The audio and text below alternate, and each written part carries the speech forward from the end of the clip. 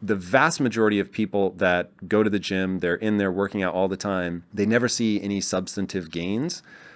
Why not? What are people doing wrong? Well, I'd say in general, there are a few concepts that you need to hit, and then there are infinite methods. So the way to frame this entire idea is regardless of your goal, gaining strength, losing fat, all those things you listed, there are always these fundamental concepts. If you hit those, you're going to see your goal. If you don't, it doesn't matter what method you're using, you're probably going to either not hit a goal or you'll hit it very shortly and then come back down and you'll have this yo-yo patterning. Hmm. So all you really have to do is ensure at the most fundamental level those concepts are hit, and then we can talk days and days and days about all the intricacies of the different methods because they are different, especially as we get to the level of nuance.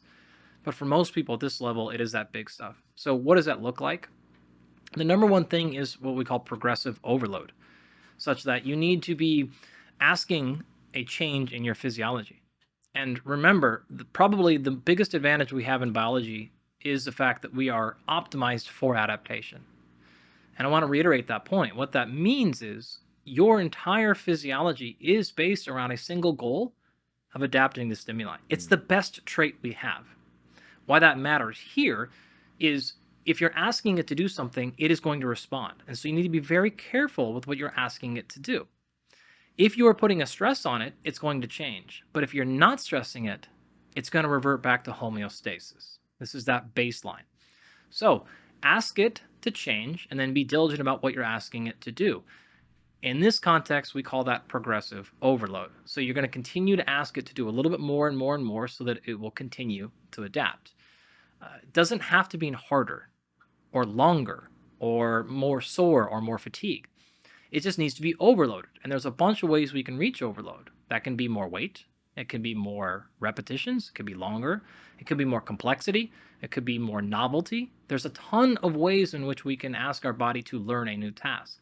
But that is the one that jumps out to me as the first fundamental issue is folks will go to their fitness routine and they'll sort of perform the same thing every time. Hmm. And that's great. And you're going to get changes up to that level. But once that is the new homeostatic balance, you're not going to proceed any further. So progressive overload is the number one tactic there.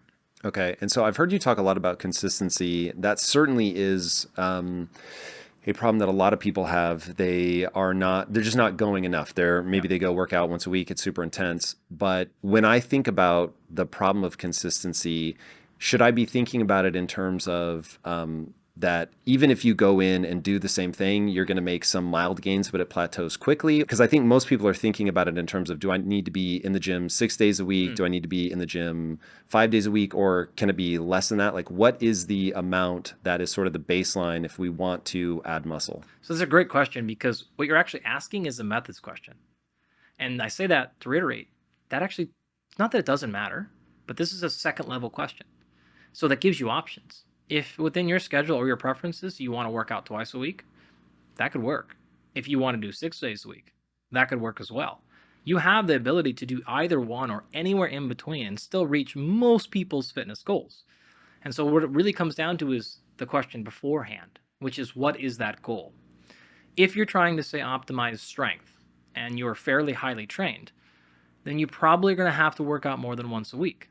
But if you're saying, hey, look, I want to simply maximize my fat loss, that could be done plausibly in once a week. Could be done, wouldn't be optimized, but it could be done. And so the other question is, again, are we looking for optimal or effective? Those are not the same questions. So we have a lot of room to grow. In general, for most people, if you're doing some sort of what we call structured exercise, a couple of days a week at a minimum, and then the other days, you have some sort of baseline physical activity, then you're probably okay. This could be something like a step count. So you're hitting your 10,000 steps a day, plus then 2 days a week of structured exercise. Okay, that is probably enough for most people to get by. If that's all you're looking for, great. If you're saying, I'm not interested in just getting by, well, now we're having a different conversation. So again, ultimately, it really comes back to what is the actual goal and to determine what the steps are and the methods we need to execute that goal. But to go back to our first point, it's still progressive overload. I'm still moving and I'm still training. The other thing we need to discuss here is the difference between physical activity and, again, structured exercise. Those are not to be treated as the same thing. for most people. Easy example. Let's say you went to the gym really hard, 20 minutes, exhausted at the end of your workout, and you did that 3 times a week. And then the rest of the week, you engaged in 1,000 steps and sat the rest of the day. You could look at the science here. You could also look at intuition. They're both going to lead you to the same spot, which is to say this is not an optimal health strategy. You might feel great in those workouts, but you're not in a great spot. The polar opposite would be, oh, I don't really work out because I walk a lot and I move. Great. Also, strong science to show that that's not optimal for health either. And so the balance that you're going to play here between my physical activity and my movement, my taking the stairs, my gardening, my standing desk, like all those general things versus your more structured exercise, it's a balance game, but it depends on the specific goal you're going after. We could go through different goals if you'd like, and I could give you more tangible examples. But Before that's we the do real that, and answer. I definitely, we will get into especially muscle gain and fat loss. But first, I really want to nail down why most people don't make the kind of progress that they want. So we've got the progressive overload, we've got consistency. You're going to need to do both. My question is, though, why don't people do that? So taking them one at a time. Well, one, is there something more than consistency and progressive overload? Yeah, there's a handful of other concepts, but the other big one that I think you're getting to, if I'm reading the right direction here, is they don't necessarily have a specific plan. And so what the evidence will show you scientifically is having an actual plan, regardless of how great that plan is more effective than not having a plan. When you say plan, so I'll use my own journey as a mile marker. So my plan was look like Hugh Jackman in Wolverine. Amazing. Or in X-Men when it came out. So are we calling that a plan? That was certainly a goal. That's a goal. But I had no idea how to get there. So I just bought Arnold Schwarzenegger's book of bodybuilding and started going after it. Progressive overload, I understood. So I was really trying to push myself. I was trying to add more weight constantly. Yeah. But this brings me to the big avenue I want to go down are the things like why are people lazy? How do they get injured? That kind of stuff, which I think plays into it. But I have a core thesis that I want to run by you that I think is a big part of this. So you started by saying that humans are the ultimate adaptation machine. My words, but that was your concept, which I agree with very much. But what I don't understand is why we have such a use it or lose it stance at a biological level. So the thing I don't understand, you're fighting against constantly. If I let off the gas even a little bit, I slide backwards. So you get this, it's very hard to move forward. You have to put yourself in what I'll call an adapt or die state. I remember lifting, if I wanted to increase size and strength, I had to go in there like I was trying to kill myself.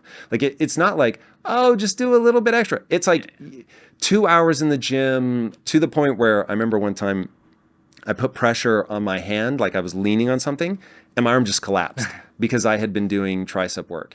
And it was like, when I was working out like that, I made gains. When I stopped working out like that, I wasn't making gains. And so there is something that I don't understand about why the body is so hesitant to increase VO2 max and maintain it, to put on muscle and maintain it, like all these gains, lactic threshold and maintain it, like all these things that we can do, they just end up sliding backwards.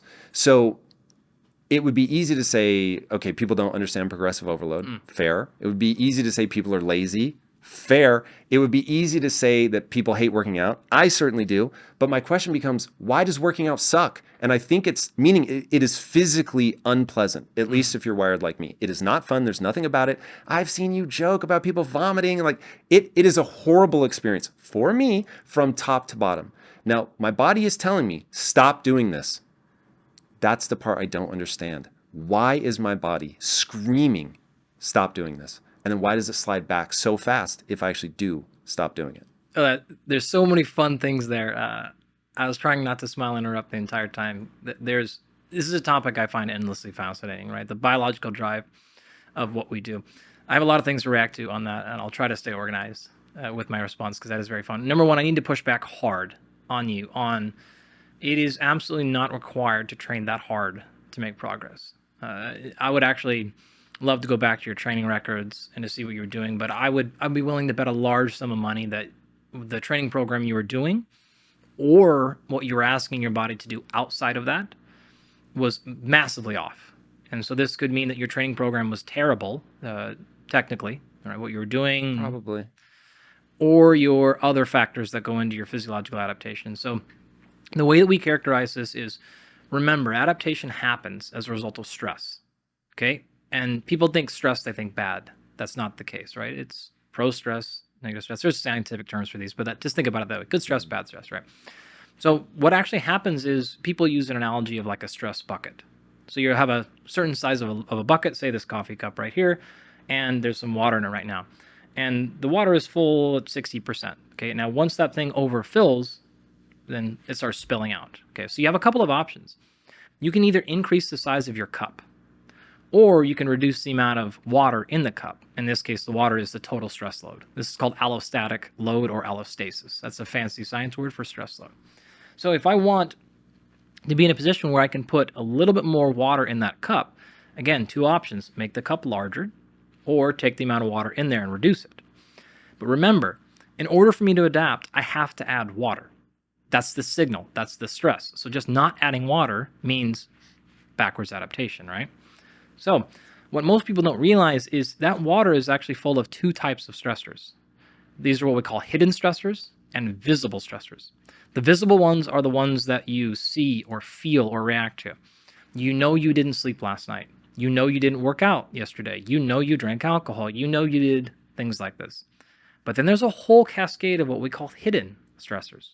So these ones are not symptomatic. These are micronutrient deficiencies. These could be parasites. These could be inefficiencies in sleep or recovery. Tons of things going on that are outside of your perception. So one of the things that we do is to make sure that that hidden stressor is as low as possible. And so I've lowered that water line. Why do we care? Because it's going to stop me from pushing myself? No, great question. I'll come back. The more water I can put in your cup, the more adaptation I get. Got it. So the more stress I can put on you. But if your cup is already 90% pre-full, and I can only put in that last 10%, and then you start overflowing would be injury, breakdown, fatigue, things like that. So this is why it's important to understand the two types of stress. I may be filling my cup with dumb stress and not useful stress. Yeah, exactly. And that dumb stress and useful stress could be, again, something you're aware of or unaware of. And so by simply reducing the amount of unwanted stressors, I've increased your ability to put more stress in the system, which increases your ability to adapt. Right. It's targeted stress. It's saying, for example, you're having a stressor in your physiology because of a poor nutritional intake. If I can remove that, then I can add that same amount of stressor in by more exercise. I can do it, and I can target where the stress is coming in, which means I can target the adaptation. What we're looking at here is saying, all right, let's make sure that that stress cup, that bucket, is minimized with non-targeted stress, so we can maximize our targeted stress, so we can maximize our targeted adaptation. So I would say, again, that either your training program is not great, which means the stress you're putting in wasn't great. Because you're saying your fundamental assumption is that I should not have to work that hard to make those gains. Yeah, no, that I would technically that's an assumption, but I would say, just because of our years of experience, all the science, I would not believe any other truth is that that training program was not great, or something else that was going on in your internal physiology, your hidden stressors or your visible stressors, was causing your cup to be pre-full too high to where everything was just blowing over and there was no ability left for adaptation. So one of the actual markers we test for is adaptability. We can measure this through a bunch of labs and stuff. I would imagine your adaptability was extremely low. And so you had to push hard to get any moderate amount of change. And so this is kind of the equivalent of working extremely inefficiently. We would have came back and said, we're going to get you more progress by simply removing these other things, and you're going to do the same work, in fact, less work, and you'll make a lot more gains. Give me some of the standard bad invisible stress that build up in people's lives that they're unaware of. Yeah, the ones that I mentioned earlier, very common to see either inflammatory markers, hormone profiles, micronutrients that tend to be off. There can be other things that are more difficult to ascertain, like heavy metals, pollutants in the air. There could be things in your sleep environment that are volatile organics that are coming out of your mattress, like formaldehyde, or out of your wall like lead. I've heard you talk about that before. So let's break down commonality of these stressors. Like, is it like you're just walking straight to people's bedrooms, testing the formaldehyde leaking out of it and going, all right, we got to switch out your mattress? Or is that like, it's mostly people's diet and you're just eating a shit diet and that's the reality? Okay, so I'll back up. What our system is it's comprehensive. So we build stuff for these high performance individuals, whether they're athletes or non-athletes. And our approach is basically if we wanted to take money out of the equation and figure out the answer for everyone, let's do an unbelievable amount of diagnostics so that we could come back and say, you have a very specific and simple solution plan. And what we're looking for is what we call performance anchors. So these are anchors that are holding someone's physiology back. The last time we had a conversation, we talked a lot about not wanting to overuse technologies in fitness. And that's still true. And so we believe in the power of your own internal physiology, which means I want to let your physiology do what it wants to do. With all the great technology we have right now, we still don't necessarily understand why physiology runs the way it runs. So that all being said, then, we are looking for the things that are constraining your physiology. If I can remove those 3 to 5 performance anchors or constraints and then let your physiology do what it wants to do, then I'm in a much better spot and you're going to be in a much better spot. So I'm on the hunt for what those 3 to 5 things are, maybe 7, maybe 2 for each individual person. Do you approach them in the same order, meaning you just expect some are common? Not at all. No, yeah. And so this is answering your question directly. There's been plenty of people that will run these full evaluations on. You're talking, well over 500 biomarkers, the environmental analysis. We're doing sleep tracking at the highest level. You're running full clinical grade sleep analysis. This is a sleep study done in your own bedroom every night, things like that, right? You're not going to a sleep lab. We're doing all kinds of other tracking, and we're going to figure out, and this has happened plenty of times, you just need a psychologist. You just need to eat a reasonable diet. That your performance anchor is all nutrition-based. Sometimes it's the opposite. They're doing all the visible stressors, great. Sunlight, and stress and community and connection and purpose and good diet and exercise and all those things are great, but then something is happening internally that they just never would have spotted. This could be an inflammatory marker. This could be any brain chemistry things, like any number of neurotransmitters, something like that. And so that person might be on a different protocol. Another person might be something like you need to find purpose in life. You need to find an activity or volunteer, or you need to do this more style of training, right? So any combination, we're really trying to find, again, what are those like 3 or 4 or 5 things that are going to make the most impact, and then we can just get out of the way and let physiology do it. So my brain, when you were saying that earlier, is, look, of all the, I've dealt with professional athletes in probably 15 pro sports, and this is at the highest level. So you're talking NFL MVPs and Cy Youngs, and all-stars and all-pros and Olympic gold medalists and world champions in the UFC and boxing and all these things. We've dealt with hundreds of people in our executive programs.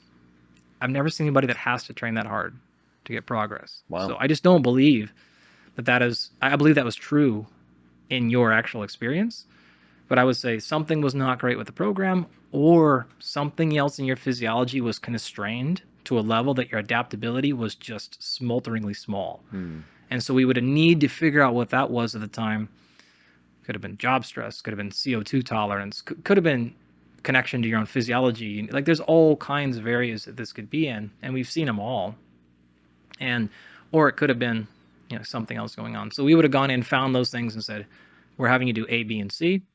Could be very simple, could be not.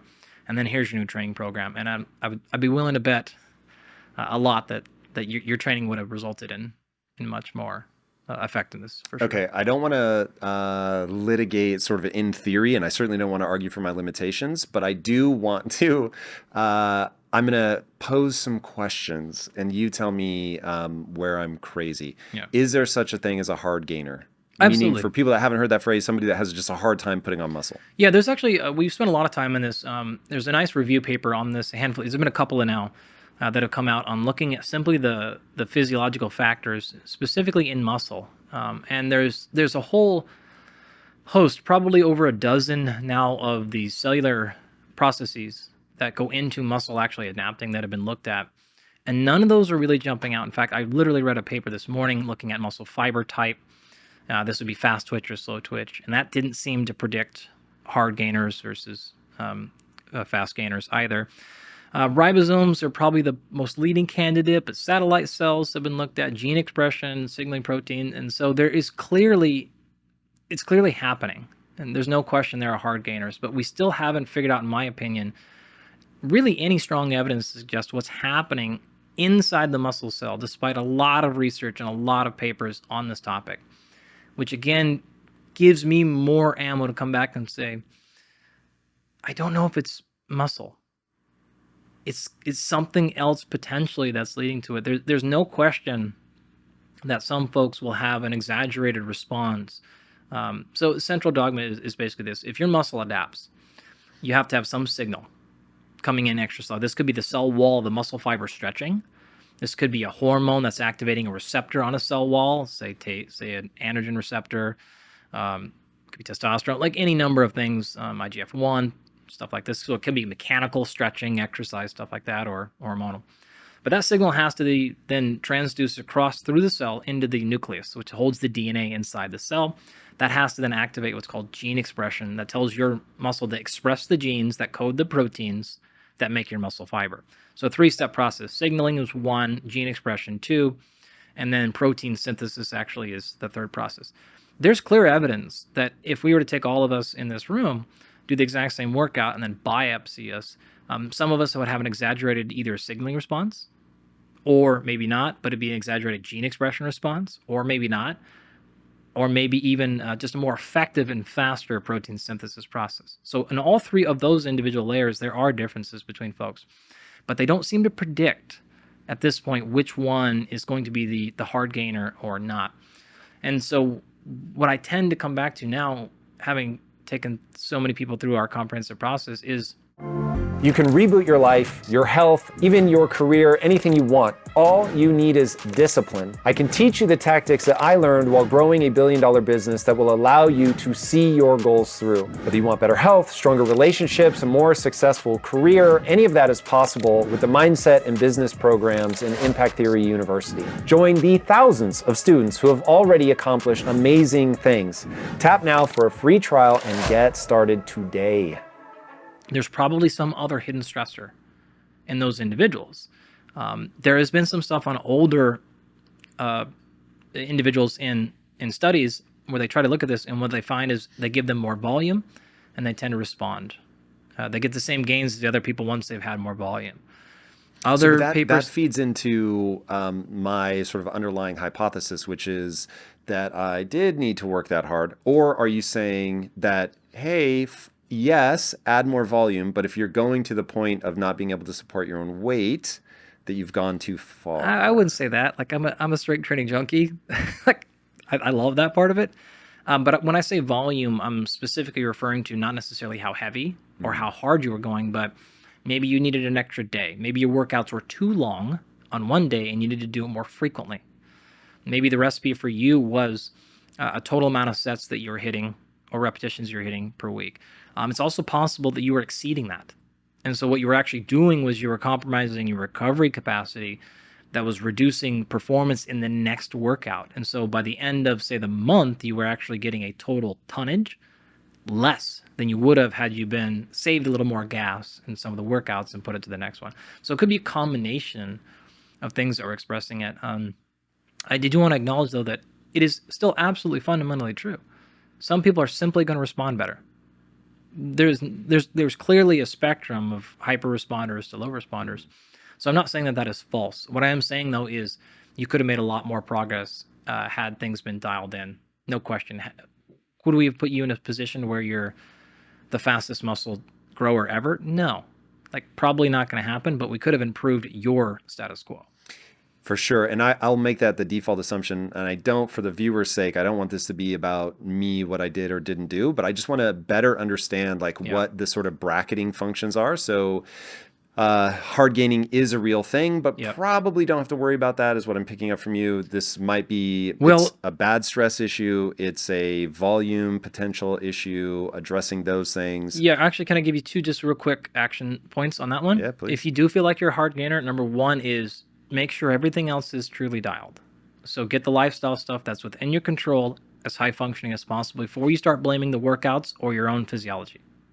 Make sure you're doing your due diligence and the things we talked about earlier. Can I run through what I think you'll say Please. is the sort of remove all those basic things? Make sure you're getting plenty of sleep. Make sure you're getting sun exposure. Make sure that your diet is, I'll call clean. Maybe Sure. we'll get into that later, but you're basically eating whole food whenever possible. I'm sure you're going to say protein intake is going to be pretty important. If you don't have the building blocks for the muscle, you're not going to be able to build them.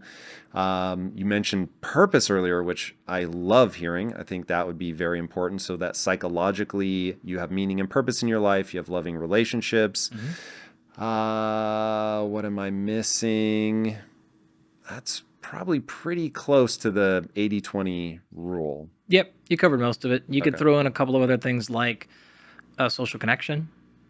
Maybe you folded that into purpose, maybe didn't, but Loving relationships. yep, it's great there. Maybe hydration. Yeah, we're going to get into hydration. I won't derail us now, but okay. Great. Understood. But you've hit most of them. Okay.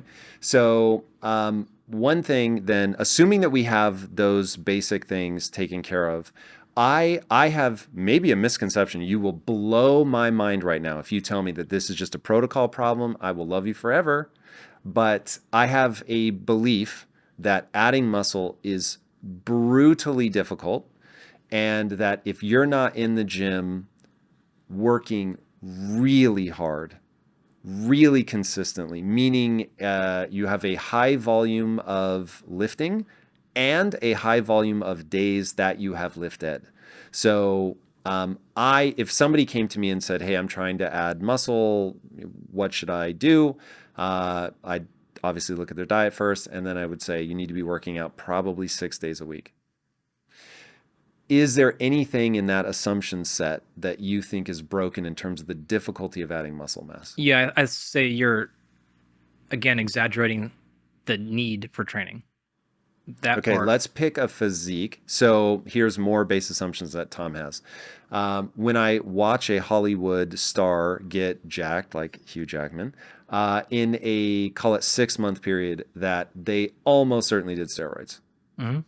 Reasonable assumption? In that community, that's pretty reasonable. Okay. Now, I'm fortunate to know many of the individuals that actually are the ones behind those folks, and I'm gonna maybe not say names, though probably best. I'm actually Although I'll teasing, like, take it if he you may do. appreciate it. But Like I'm very good friends with the gentleman responsible behind Henry Cavill and his stuff for Superman and things like that. Sorry, Michael Blevins, that's his name. I'm sorry, Mike, if you didn't want me to say your name or not. we can always bleep it out if you want to ask him. Yeah, but he spoke about this at length. He juices them up? No.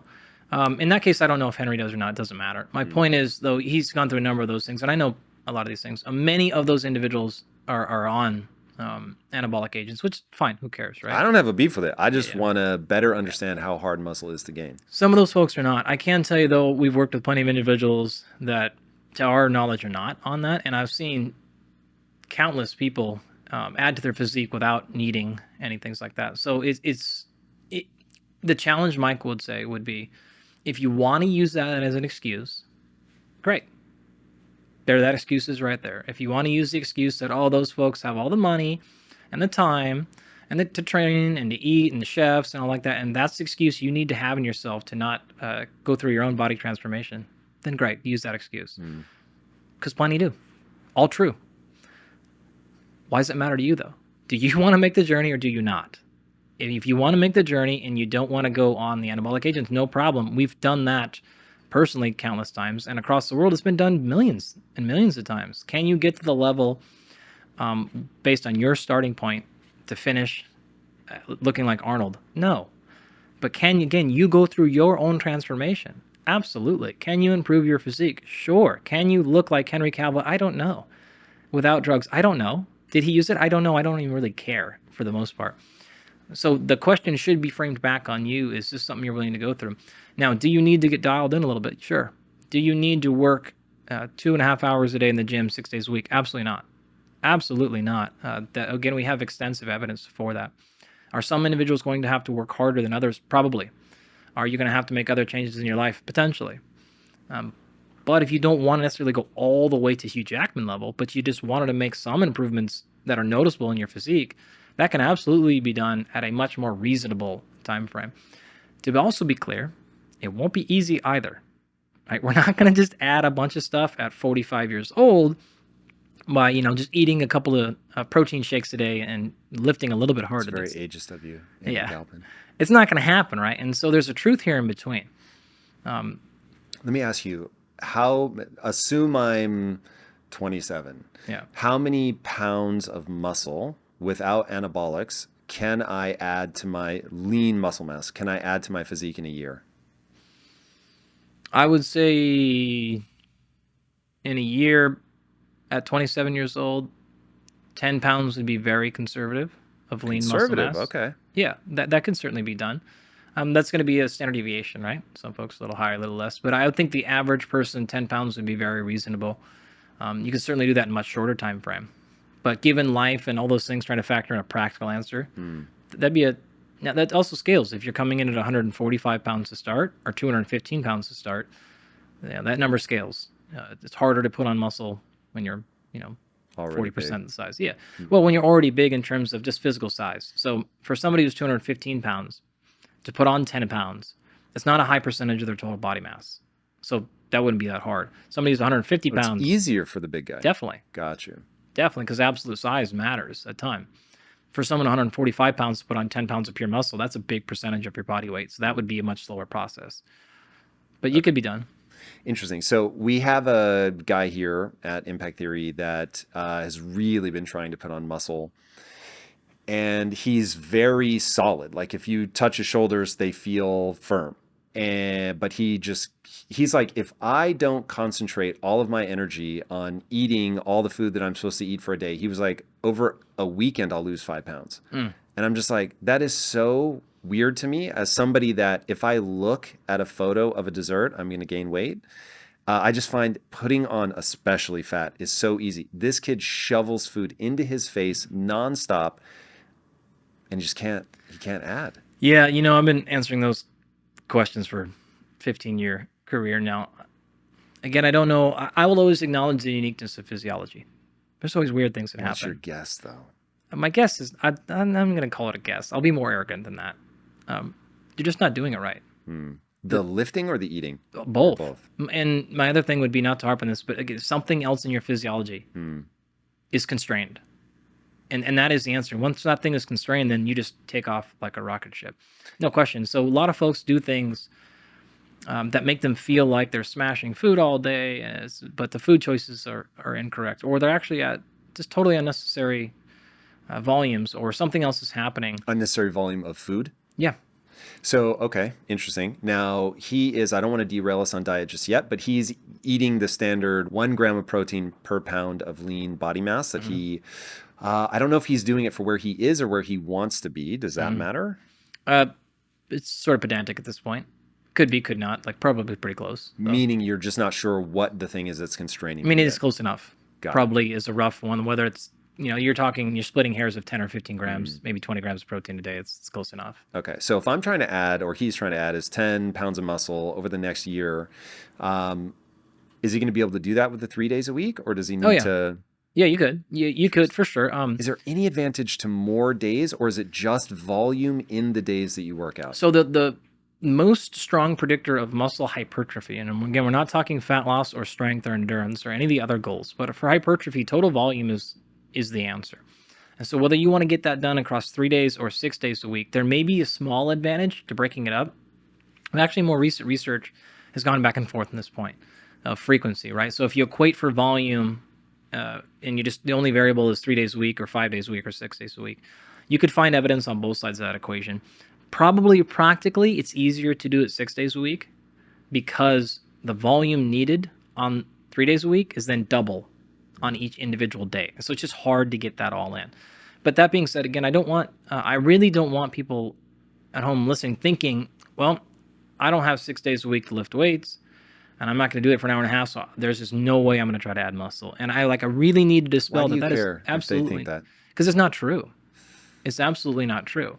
Because they can spread it out. Because a minute ago you said, hey, it's a question of whether you want to go on this journey and whether you're willing to put in the work or not, which I think remains the fundamental question. But now I feel like you're backing off that. So help me understand. Okay, so here's what I'll say. There's a difference between trying to improve your physique and trying to maximize and do the most possible ever for the fastest and largest gains. And so I guess I'm differentiating there.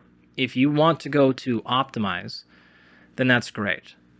Technically, it's probably easier for you to execute that volume over more days per week. But it doesn't have to be. If 3 fits your schedule, fine. Also, if you're like, look, I'm 80-20 in this thing. I don't need to get the most amount of muscle gain possible in 6 weeks. I just want to gain 80% of it. Can I back it down to 3 days a week and do an hour? Can I do 4 days a week in 45 minutes? The answer is yes. You can absolutely gain lean muscle a noticeable amount in 3 to 4 workouts a week if you give yourself 3 or 4 months or some reasonable time to make.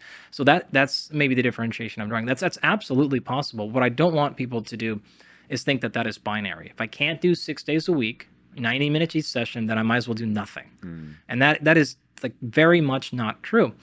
We have people that do this very routinely. And if you look at the research that has looked at a variety of volume, so total amount of volume per week, if you want to count the amount of sets that you do, the number you're going to look at there is about 20 to 25 sets per muscle group per week. So if 20 to 25 sets per muscle group. Okay. Now, that seems to be about optimal. Having said that, the groups that did 10 still grew muscle. And so that's why I'm saying, like, you can still, now, if you take the example of 10, let's say you did 3 sets of biceps, 3 days a week. That's 10. I mean, you're at 9 right there. So like 10 sets a week is not an insane volume. If you did 3 sets of 10 of 2 different bicep exercises on one day, that's 6 total sets. Do that twice a week. Now you're already at 12. So you're already getting there, and you're going to grow muscle. It's just not at the same rate maybe that those folks that did 20 or 25 sets. And so it's a question of, again, are you trying to maximize, or are you just happy with some statistically significant, scientifically measurable progress in muscle mass, which is still very important. And so it's to give people options and to not scare them away with saying, if you can't go to all the way to the end, that doesn't mean go nowhere. You can still go somewhere and have effect. That's also kind of what I was referring to when I was saying, if you're not willing to do the work and you don't even want to go to the first couple steps, well, then don't expect anything. But don't think that just because you can't have a full team, a chef at your house, anabolics and all these things, then that's an excuse to do nothing. If you want to do nothing, do nothing. But you can still make a lot of transformations under whatever constraints that you really have. I would like to take a moment to do a PSA.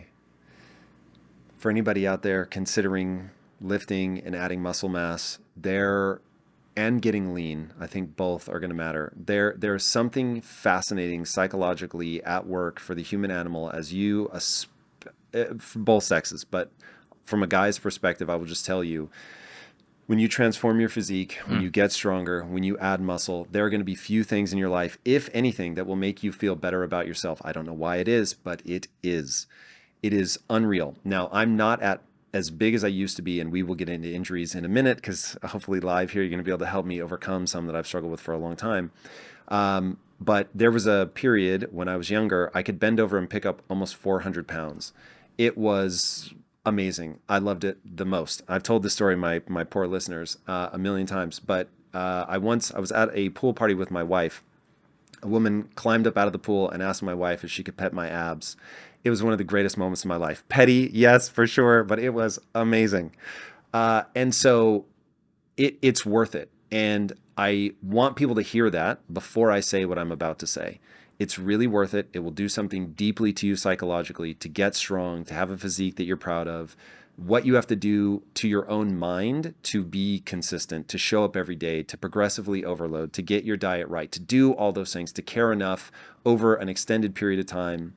The rewards are tremendous. And even though I absolutely despise working out, the results are so unbelievable psychologically and physically, but psychologically, the results are so incredible. And they apply to so many areas of your life. Look at Schwarzenegger. He's been able to apply it to all these different areas of his life. Same for me. Some of my biggest breakthroughs in business were born of the discipline I developed in maintaining a physique.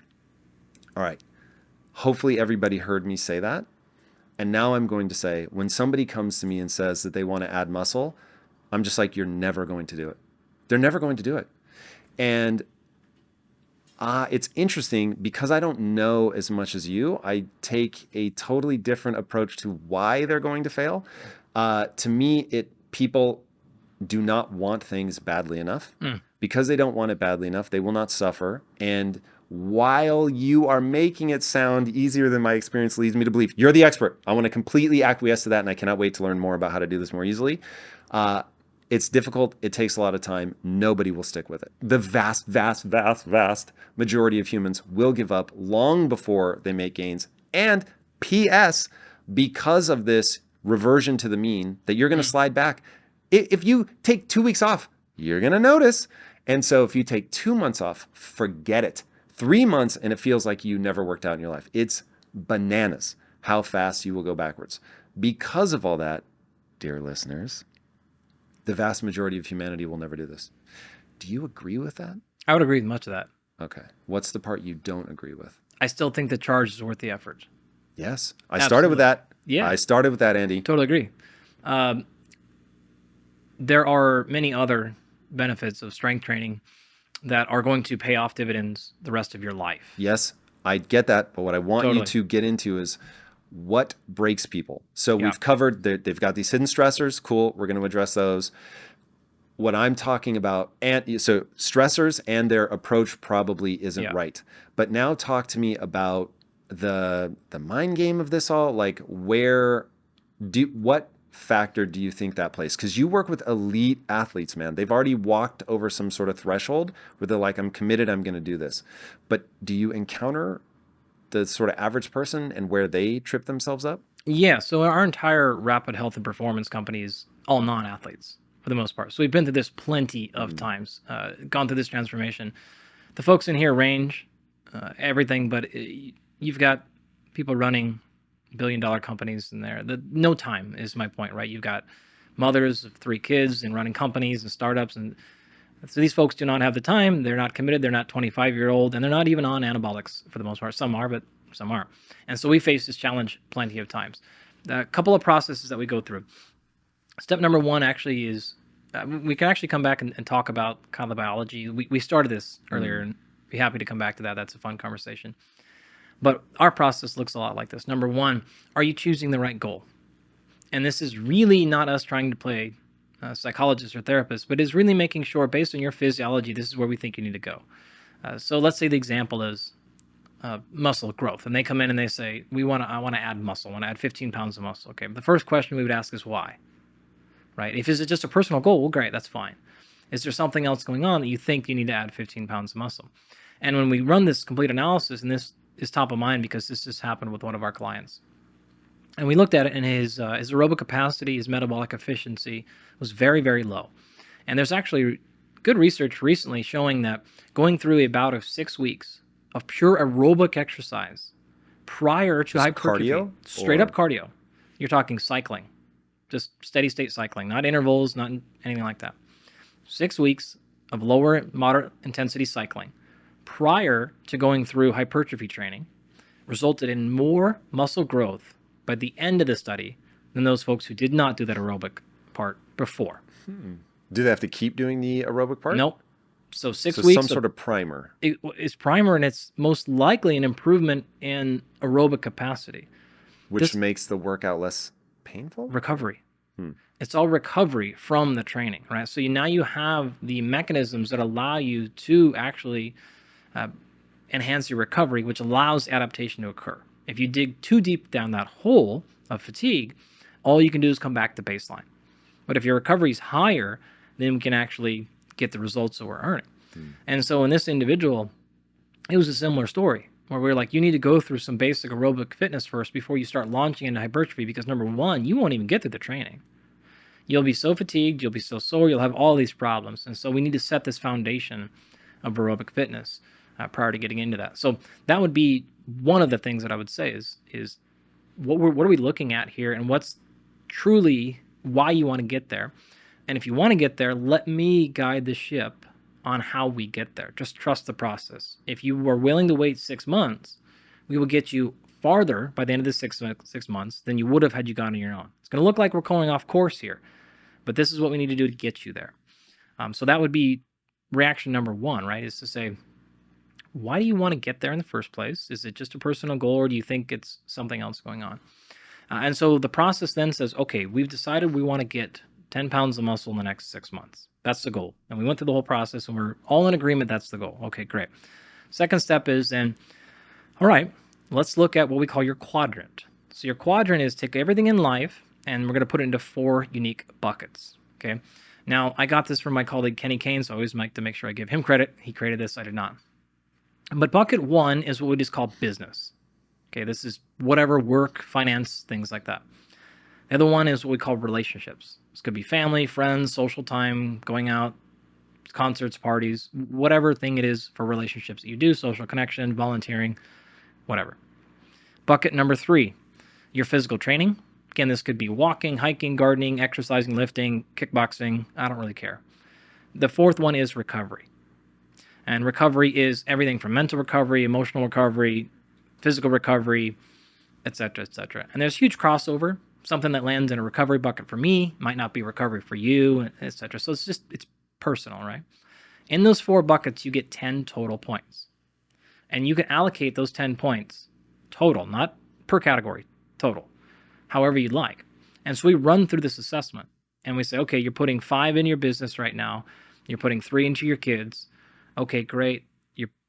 Now we have 2 points left. You're going to go 1 into training and then 2 into training and no in recovery? Not going to work, right?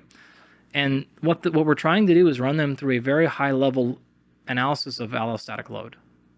All stressors are stressors, right? We have to account all these things. Business stress, all this stuff matters into the system. And so we look at that and we say, where are you at now? And we come to an agreement. And then we say, where do we need to be to allow that actual goal to happen 6 months down the road? We need to make adjustments. All right, and so we're going to take a point off of business. We're going to take a point off of maybe relationships. Maybe we're not hanging out with friends as much. Maybe whatever it is, right? And recovery has to be at least half of training, right? So if you're going to put 3 into training, you can't put 1 into recovery. It's not going to work, right? You're not going to have enough recovery to actually get the adaptations, right? You're just going to be stress, stress, stress, no adaptation, or no recovery, no adaptation. So we build that thing out. We come to an agreement. And then that agreement goes on a postcard, literally, physically, if possible. And that goes to 3 unique people. Person 1 is you to you. And that thing goes, it is a contract between you and yourself of where we actually need to be to allow that adaptation to occur. That's the goal we set. We agreed on that. You made that goal. We're going to do the work. We're not going to do the work. Here's how we get there. This is how we have to allocate that. And I encourage them to put that in the place of vulnerability or weakness. So if they're addicted to work, then that goes on their laptop or that goes on their computer screen. If it is addicted to Netflix, it goes on their TV. It goes in some place when they start violating that rule, they see it. It also goes to person number 2, which is the person most likely to ask you to violate that rule. This is your friend who always wants you to go out. This is your boss. This is someone else who's asking you to work late. This is the person who's going to push you against it. And that person knows this is Tom's new deal. Like, this is not non-negotiable anymore. 3, the person most likely to be hurt, besides you, by the violation. So this could be, again, your kid. This could be someone else who says, Dad, like, you committed to X amount of time with me and you're not following. You did that meeting. You did that other thing you weren't supposed to. Whatever it comes down to, right? And that's an accountability system of person who's going to violate you, you're going to violate yourself, or the person who's going to be most hurt by this. And then the last step is, okay, great. We know where we're going. We know how to get there. Now, all we have to do now is set very specific boundaries, which are extremely specific. And they are things that we call, what life actions do you need to take to ensure those things actually happen? And so just to give a random example, say we have agreed to take 1 point off of business. Amazing. What are we going to take to ensure that it's not just like, oh yeah, I'm going to try to work a little bit less? That's never going to work, right? It is, okay, I'm going to commit to never working on Saturdays. or I'm going to commit to never working before 9 a.m. or after 6 p.m. or something, right? Whatever makes sense for you in your scenario. Same thing with recovery. I'm going to commit to doing X amount of recovery minutes per week, period. I'm going to commit to this much dollar investment, whatever it takes for that thing. Once you have all those, you're still going to have some failure, no question, but you have very specific guidelines. And then when you do fail, it's very clear what happened and why. And so that's the process we take our folks through. And we don't have 100% success rate, but I'd like to think it's pretty high. Well, I know it's pretty high, and I'd like to think it's higher than most folks. So this is kind of the soft part of coaching, right? Not the X's and O's, but this is the reality of what we take our folks through. And I think that would be what I would recommend to the scenario you set up, is going through a process like that. So it's very clear on where we're going. And when we started the conversation, one of the major concepts I said is people not having a plan. I was really talking about like actually knowing what to do in the gym, but this is also part of your plan. So that you ensure when you get to the gym, you're in there in the right frame. You're not rushing to get out of there in 15 minutes because you got to go to work, or you're not rushing there. So knowing exactly what to do, so you're not making your workout up as you go based on what machines are just open that minute, but then making sure you have the space. Like, this is the commitment I'm going to spend, or not, right? I'm only going to commit to 45 minutes in here. I can't drag this out to an hour and a half. So I have to get off my phone immediately. I have to get right to my warm-up. It doesn't matter if my playlist isn't right, because I have to be out of here in 45 minutes because I committed to this other thing I have to get to. So there's no time to drag this on. So that means I have to have a very specific training plan, which means I need to either have a professional helping me ahead of time or some other thing. But tomorrow's success is based on today's preparation, right? So having that plan in place, just simply having that plan will take your execution so much higher than not having something written down. So having that done ahead of time is what's needed. That's a great process. I like that a lot. I'm going to point a lot of people to that clip. So now talk to me about the final piece in this people just don't make gains movement here. So homeostasis and the reversion to the mean. Take me into the biology of it. Why? Like, I understand muscle is calorically greedy. Yeah, expensive. Perfect. So that I get, why the body doesn't want to keep more muscle than it absolutely needs. But like VO2 max, I don't understand why that would ever, especially if Peter Attia is right and it's the number one predictor of longevity. Why on earth would we revert to less? Why would we revert to a worse resting heart rate? Why would our heart rate variability drop? Like, all these things are good. So why do we revert to a mean that is suboptimal? Well, what I'd say is I'm going to poke a little fun at Peter here. I consider Peter a friend, so I can do this. Depending on what study you look at, you'll actually find that leg strength is a stronger predictor than VO2 max. Interesting. Yeah. I'm really just teasing him there. They're both incredibly important. Obviously, I'm a strength training guy, so I'm going to give most of the credit. A little bias. Just a touch, right? I'm biased towards lifting and physiology, if you haven't picked that up. So interesting. Well, I think the biggest issue is you're personifying the approach. You're good and bad in physiology. There is no good and bad in physiology. Ooh, Andy, you sure about that? Very sure. Okay, give me your North Star. That's the point. The North Star is adaptation. That's the thing. It doesn't know good or bad. Chemistry doesn't know good or bad. There are no toxins. There are things. That's just what they are, right? So we don't have bad inflammation. We don't have good inflammation. We have inflammation. We don't have toxins. We have chemical. Like, this is not how the world works. So number one, you're fundamentally approaching this as good and bad when that's not actually what happens. Because why would physiology do it if it is bad? And the answer is it wouldn't. Step back. It's playing a game. Over here, you have immediate gratification. Over here, you have delayed. We call this optimization. We call this adaptation. You're pushing one end of the spectrum with every single thing you do. The better day you have today may make it worse later. Immediate gratification, delayed gratification. This is what your physiology is doing every single second. Every interaction, every thought, every insult, every injury, it's all pushing further on one side of the spectrum. And so when you're asking, like, why is it doing this? Why is it doing this? If you're not pushing for delayed gratification, you're pushing for immediate gratification, which is rest recovery. So it's saying, if you don't need this VO2 max up here because it is expensive, then we're going to conserve energy now because we don't know when the next slot of energy is coming.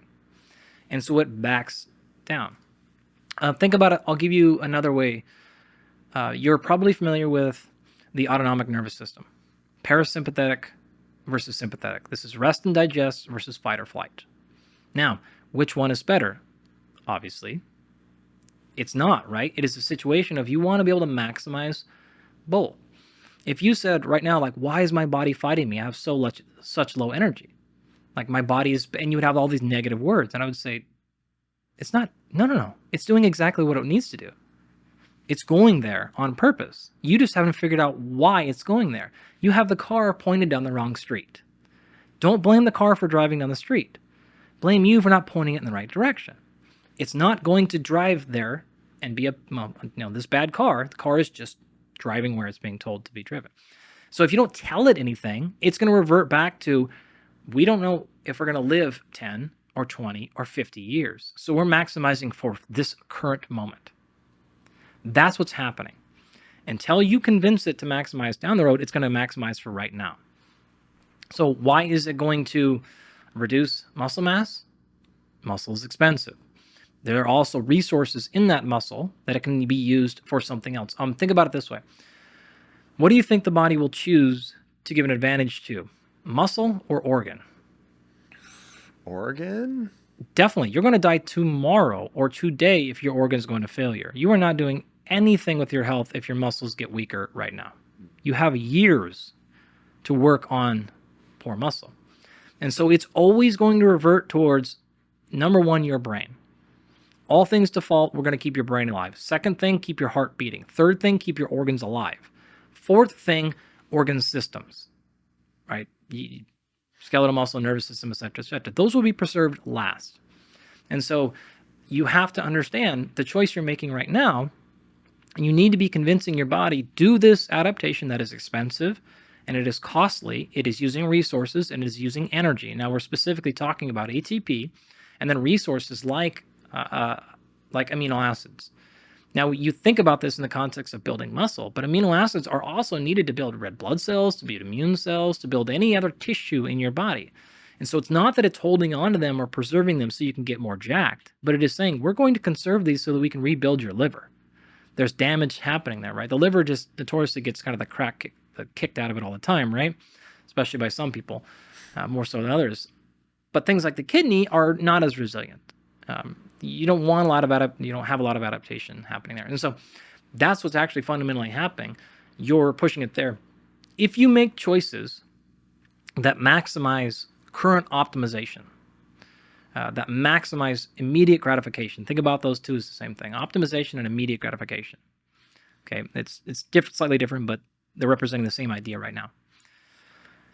What's happening is you're going to feel better in the current moment. So this could represent yourself something like, I feel less stressed right now. I'm more relaxed. I'm more downregulated, more parasympathetic.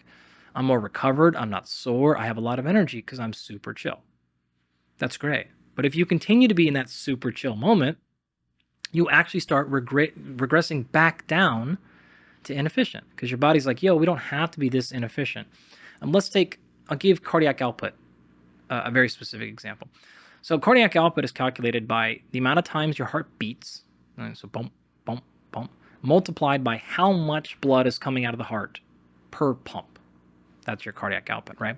So when you get very exercise trained and you get really fit, your resting heart rate goes down. Okay, why is that? Well, because you can actually have a stronger contraction per contraction. So you get more blood out per squeeze. So you don't have to squeeze as often.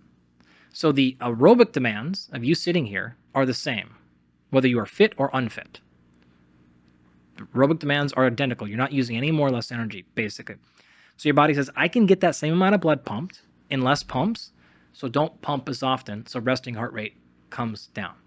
But if you lose that strength in the contractions because you weren't training it, then it has to bump more frequently to keep cardiac output the same. And so as you go into recovery mode, you feel better, but you're automatically not putting stress on the heart to be strong. So it starts regressing back to being weaker. So your resting heart rate has to then come back up. If you are in a state of overtraining, whether we're talking about non-functional overreaching or actual true overtraining, this is how you recover. This is how you peak for performance. This is how we get people to have these end of the periodization tapers and peaking on the right day or the right year or the right month, like in the case of the Olympics, making sure they are being perfect for that world championship fight, and they feel the best they've ever felt on that day, not a week earlier, a week later, in that exact moment, right? So we can time physiology to be correct. The other end of the spectrum, if you're always choosing delayed gratification, you're never going to be feeling as good as you can in the current moment. And so if we think about this from the same perspective, going all the way to the end and saying train as hard as I can, more adaptation, doesn't give you the recovery capacity to actually see the changes, and so then the system breaks. Last example, and I'll pause here. Think about this from the perspective of happiness, such that if you choose delayed gratification all the time, you tend to not be present. You don't celebrate wins, and you're not happy in the moment, right? Something great happens with your company or success, and you just want to move to the next thing because you're choosing delayed gratification. Those folks don't tend to do very well, right? If you're They don't do well in what? In terms of they're not maximizing longevity. They're going to struggle because they're never present. A delayed gratification person? Definitely. So you're always choosing delayed gratification. Mm-hmm. And so what I mean is, like, the current win just moves to the next thing. You never celebrate. You're never in the moment. You're never right here because you're just thinking about the next thing already, right? It's not a win right now. I'm not tracking how that would add up to. Let me back this one. The opposite is those that choose immediate gratification all the time. So all they do is sort of celebrate in their current present right now, and they're not paying any attention to the next step down the road. Those folks are going to struggle because nothing is planned out and ahead. There is no drive. There is no forward progress, right? They're very, very present, but there's no leaning forward. So what you clearly need to have is both of these things. They are not good or bad. They are just two different things, right? Depending on how you want your life to go, you may hedge a little bit more towards being more present. You may hedge a little bit more towards, great, that was awesome, mini celebration, now we got to get back to work and to the next thing. I'm not judging either side here. People have been wildly successful and happy in both approaches or somewhere in between. But it's a fundamentally different approach to how you're going to handle the problem of immediate versus delayed gratification, right? I would think most would argue you don't want to be fully on the end of the spectrum of either one of these things, right? There has to be some worry and planning for the future, but then there also has to be some enjoyment of the current moment. An ideal scenario, you're able to flicker back and forth between both, right? Some present and then some forward stuff, and then potentially even some password leaning stuff there. But that's the psychological equivalent of the same thing your physiological body is doing when it's saying, yo, do I need to maximize today, or am I banking for the future? But if you continue to bank and you don't allow recovery processes, there's going to be a problem that occurs. Okay, so, man, really interesting idea that what we are optimized for is adaptation. Yep. My gut reaction to that is that we are the dominant apex predator because of our ability to adapt. There's no doubt about that. I'm a huge believer in humans as the ultimate adaptation machine. That seems, though, to me like a path and not the North Star. So when I think about what is evolution optimizing for, it's optimizing for you surviving long enough to have kids that have kids. Adaptation is the way in which the human animal achieves that. I see you have a reaction to that. Tell me about it. No, so, all right. The North Star thing is so fun because let's take stress. Now, I would argue the entire existence of the human race has had one fundamental goal outside of reproduction, which is clearly the absolute number one, right? And this is really, how do we get to reproduction? And that is stress. And we spent our entire existence trying to mitigate stress. So initially it was thermal stress. So let's create housing. And then it was stress of attack. So let's create communities. And then it was stress of food. So let's create more sustainable and agriculture and farming and better hunting and all things like that, right? And then earlier in this century, in the previous one, it was let's create more safety nets. So this is cities and governments and economies and things like that, so that less people have as less extremes, less likely, right? So we've been charging dead head at this path of minimizing stress. And we take this one step further, and I know you know exactly where I'm going here. This was probably not a great idea.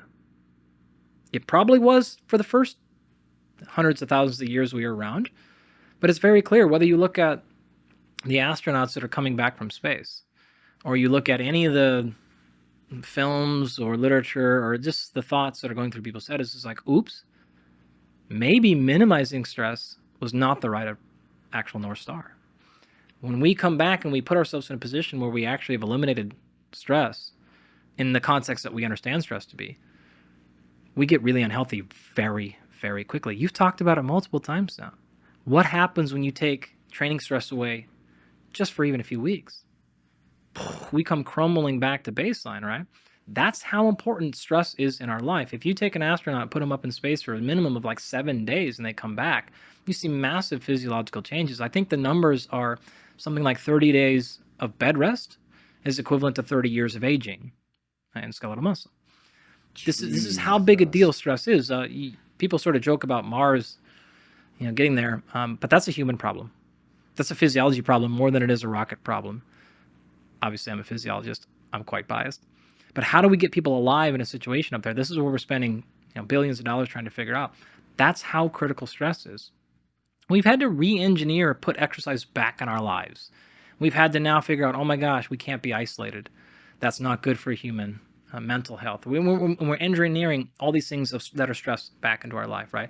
Maybe we should actually go out of our way and spend tens of thousands of dollars to get hot again, to get cold again, to get hungry again. Like, we have to do all these things because we realized, again, for most of our life, our species existence, that stuff was good. We absolutely needed to keep people away from those things. But now, once we kind of got there, it's like, oops, we need to figure out how much that stress needs to come back into our system.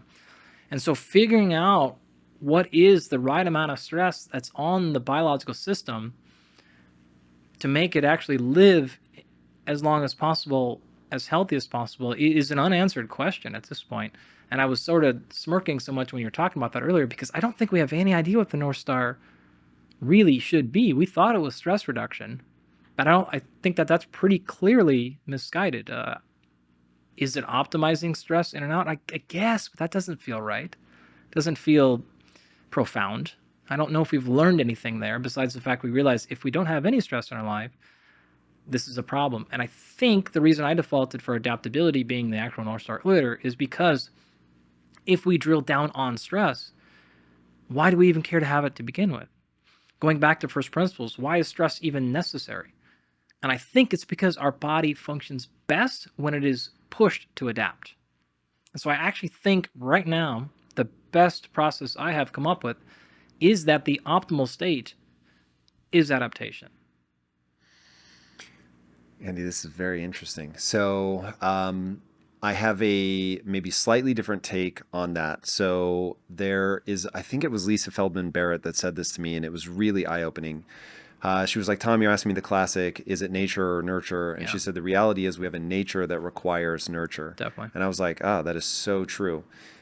When you were talking about stress, I don't know that stress is I don't think that we have optimized to remove stress. I think that's a result of two different factors. One, I think that we have a nature that requires stress. And the reason we have a nature that quote unquote requires stress is because there is stress in the system for an animal. Nature is completely indifferent. It does not care if you survive. But if you put a gene, apparently, under the rules of evolution, it will adapt, or it will develop a survival instinct. because the ones that have their survival instinct are going to be the ones that survive. Like people are even saying that this may happen to AI, which is sort of one of my fundamental pushbacks about AI. I won't derail this conversation for that. But that to me makes a lot of sense. So if a gene's response to being in an environment where it is the survival of the fittest, then it will develop a survival instinct. And to survive in an environment that is replete with stress, you're going to, an organism that has a survival instinct will develop the ability to adapt to that. And that's why, as the greatest adaptation machine that nature has ever created, we have gone farther than any other animal, and we have a level of control that they do not. The other part of the equation is that nature only has pleasure and pain. And so to get whatever behavior it wants, those are the only two levers that it has to pull on. And so, and this is really the thing driving my initial question of why does working out suck? Like if I should be doing it, why isn't it fun? But so if nature only has pleasure and pain in order to get me to survive, then the question becomes, what did it leverage to make sure that, ooh, I want to do this thing that's going to keep me going? And as far as I can tell, that thing is progress. So what you're saying is us optimizing for stress, I would say, is the pleasure principle at work, where nature had to make something pleasurable so that we would move towards. So it gave us this freakish desire for progress in our lives.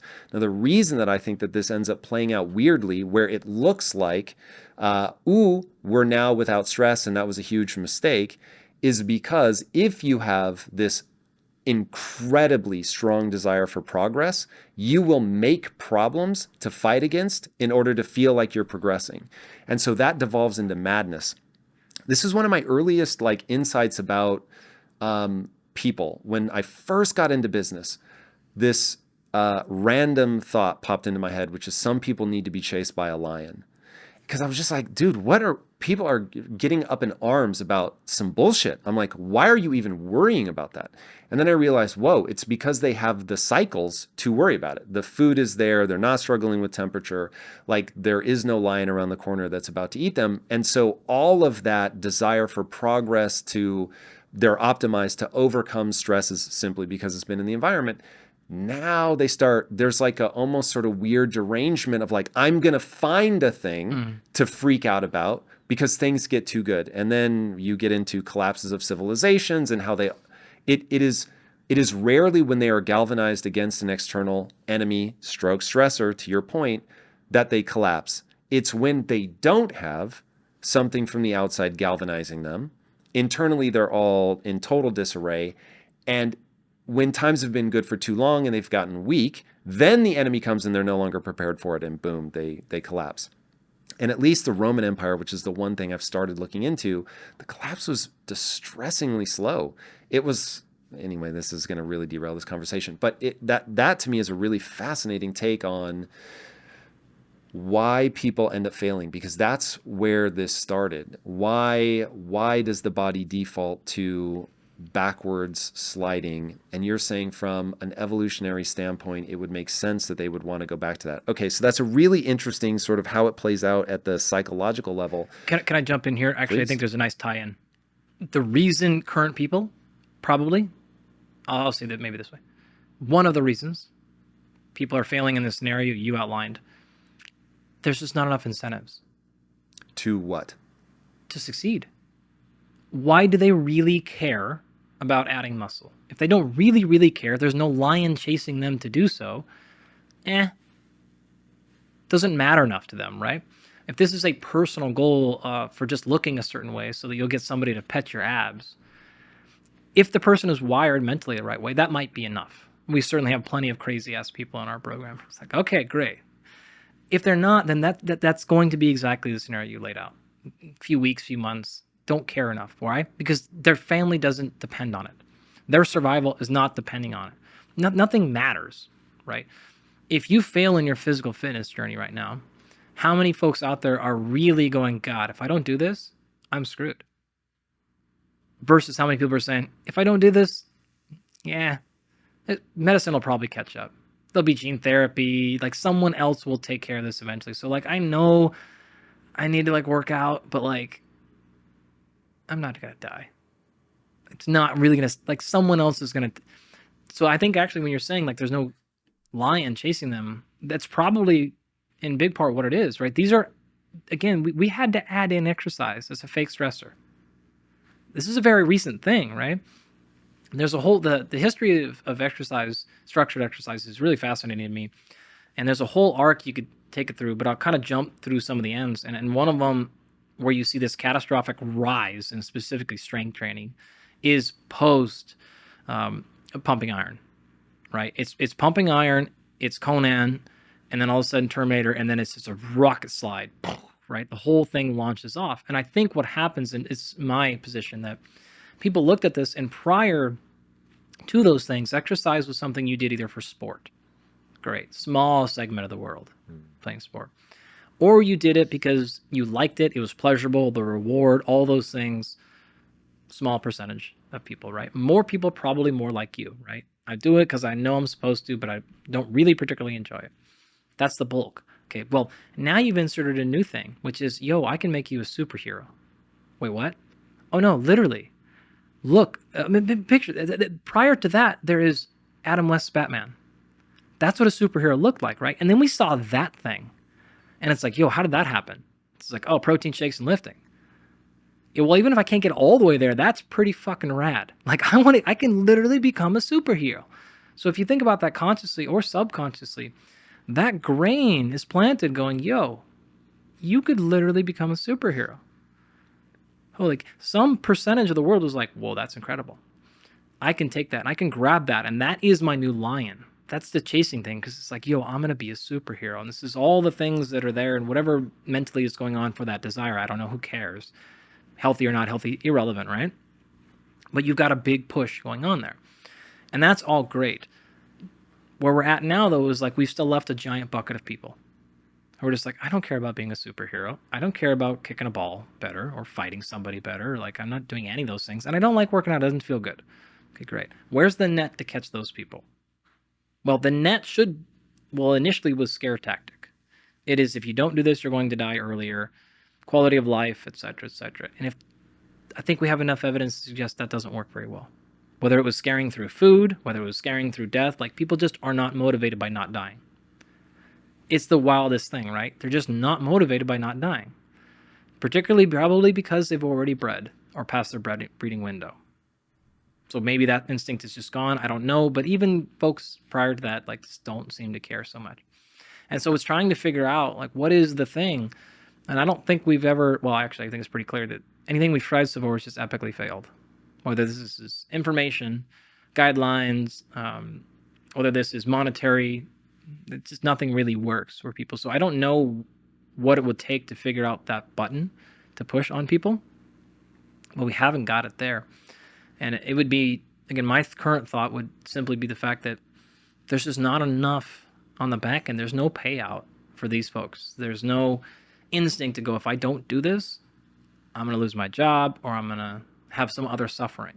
And so the suffering of, I'm comfortable now, I have income, housing, friends, engagement, social media, like, I have all these other rewards. Exercise only represents something that I don't feel good right now.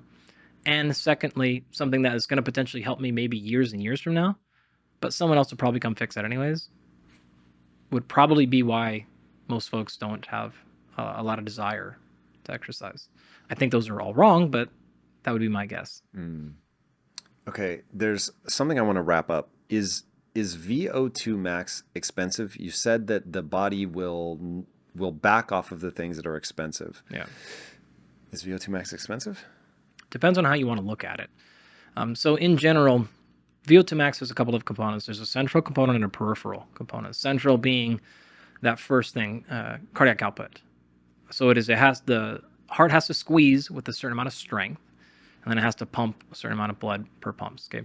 Well, the second half of that equation is what's called AVO2 difference. A stands for arterial, and V stands for venous side. So it's the part of your vessels that go into tissue, and then the part that leaves tissue and goes back to the heart to get reoxygenated. So it's the arterial versus the venous O2 and the difference in sides. What that means is, let's just give it a number.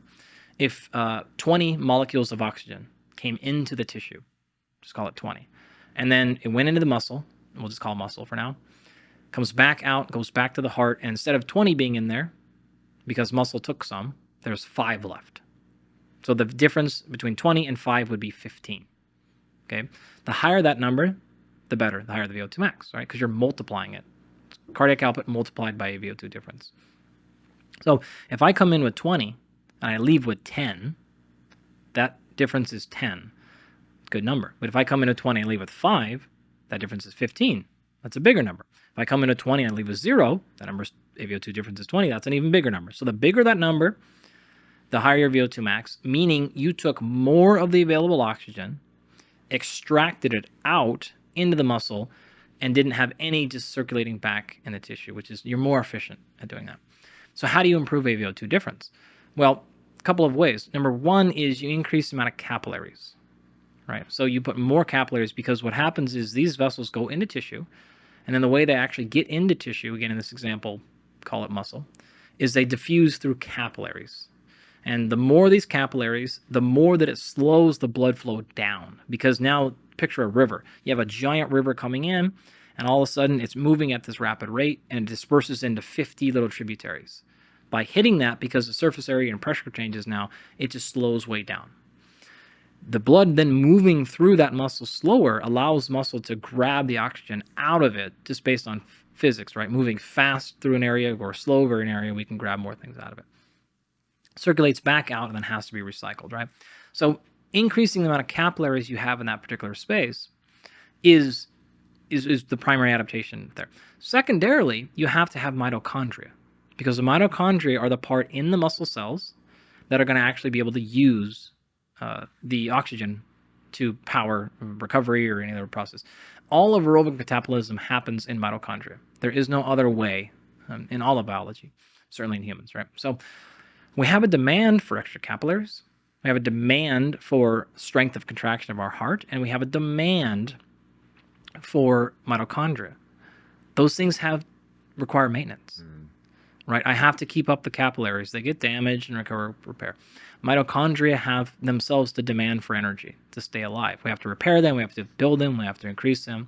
And then the strength of the contraction, we have to produce the energy for that, and we have to produce the recovery capacities for that. So all of that is quite costly. Now, having said that, your instincts are actually quite good here. So I'll ask you a question and see if you can get it there. If we take muscle mass, muscle strength, and VO2 max, and you stopped training all of them, which one goes away the most, the fastest? And which one is the most stable? In other words, holds on for the longest amount of time? Strength, size, or aerobic capacity? I'm going to guess, oh God, I don't know. So this is just a guess. I'm going to guess. Your instincts are good here. So take a second and think about it, because your instincts are... the bad news is all I have is a gut instinct. So you lose fitness really fast, meaning VO2 max. So my guess is that one goes first. Okay. Then I'm going to guess that, God, I would say that, God, strength and size, that's my gut instinct, but you do lose size pretty fast. I don't know. That's my rough gut instinct. So you said VO2 max first, and then would choose then strength? Then size. Okay, great. You perfectly screwed that all up. Yeah, I'm Now, not surprised. So this is what's interesting. So you lose size first, then strength, then VO2 max will hang on the longest? Strength is probably going to go first. Yes. So that was my mid. So I didn't get it completely wrong. Then okay. Then so you're going to potentially lose some muscle size. And VO2 max hangs on the longest. It's extremely stable. Interesting. Really? Very stable. Whoa. Yep. I'm shocked by that. Yep. So in fact, if you see this, if you look at things like a maintenance dose, if you reach a certain level of muscle size, a single dose of training per week is enough to maintain that current level of size for a very long time. Really? Wow.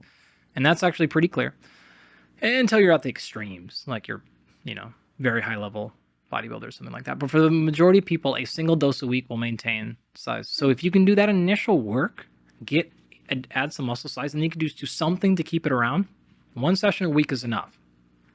We actually know more and more about the mechanisms of that. The other benefit is the second time you go to grow that muscle, it will come much faster than the first time. This is the cellular side of what's called muscle memory. And so again, we know a lot about the mechanisms behind that. with what's going on with satellite cells and some things there. But the first time is hard and it's long. But once you get there, it doesn't take much to hold on. And two, if you ever have to side that slide and come back, it will come back much faster the second time. When you compare that to strength, strength is thought of well as a skill, which means just like if you take a professional golfer, we work a lot with PGA golfers. They'll be on the PGA Tour for 7 or 8 years. So they've won tournaments and majors and stuff, and they take 2 weeks off and they come back and they feel like they don't know how to hit a golf ball.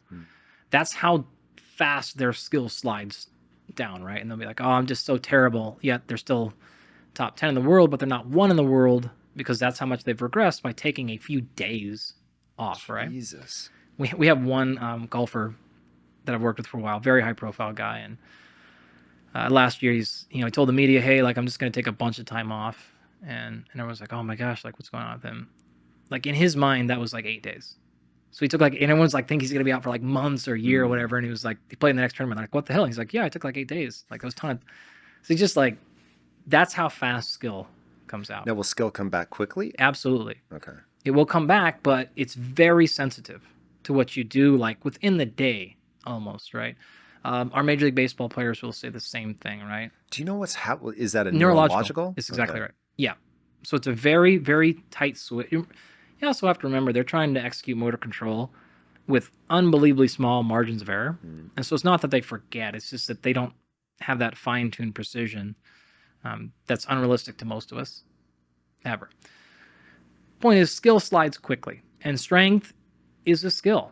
So your timing, the neurological sequence, muscle firing, activation patterns, the position you're in, that stuff requires a lot of skill. Not as much skill as a golf swing or a baseball, thing like that, hitting a baseball, but more skill than just being big. More skill than Never winning. heard anybody call strength a skill. That's a total reframe for me.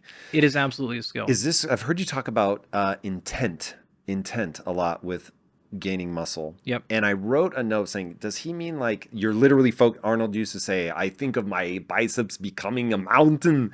Is that what you're talking about? That's like exactly what I'm talking about. Okay. Yeah, so there's a couple of ways. One of them is called the muscle-mind connection. And there's, again, science behind this as well. But literally thinking of the muscle, it's funny you mentioned that, but like Arnold nailed it. 100%. Thinking of the muscle, watching it grow in your mind. There's been studies looking at whether or not you watch the muscle in the mirror while you're training or not, right? So you've seen people that are like lifting and looking at their bicep in the mirror. And that's quite effective as well. It helps. Absolutely. Interesting. I did not expect that. Yeah. Now, it's not going to work for skill-based movements. So it's not going to help your deadlift, right? It's not going to help your snatch or your clean and jerk. It's not going to help you perform any better. In fact, I would argue as a skill coach, that's going to make things worse, right? But from a muscle growth perspective, that connection between your mind and the actual muscle is very important and is a great way to add percentage increases of your results by doing nothing Strength different. or size or both? Mostly size. So the mind-muscle connection is clearly important in strength, but what we're talking about here is muscle size and development.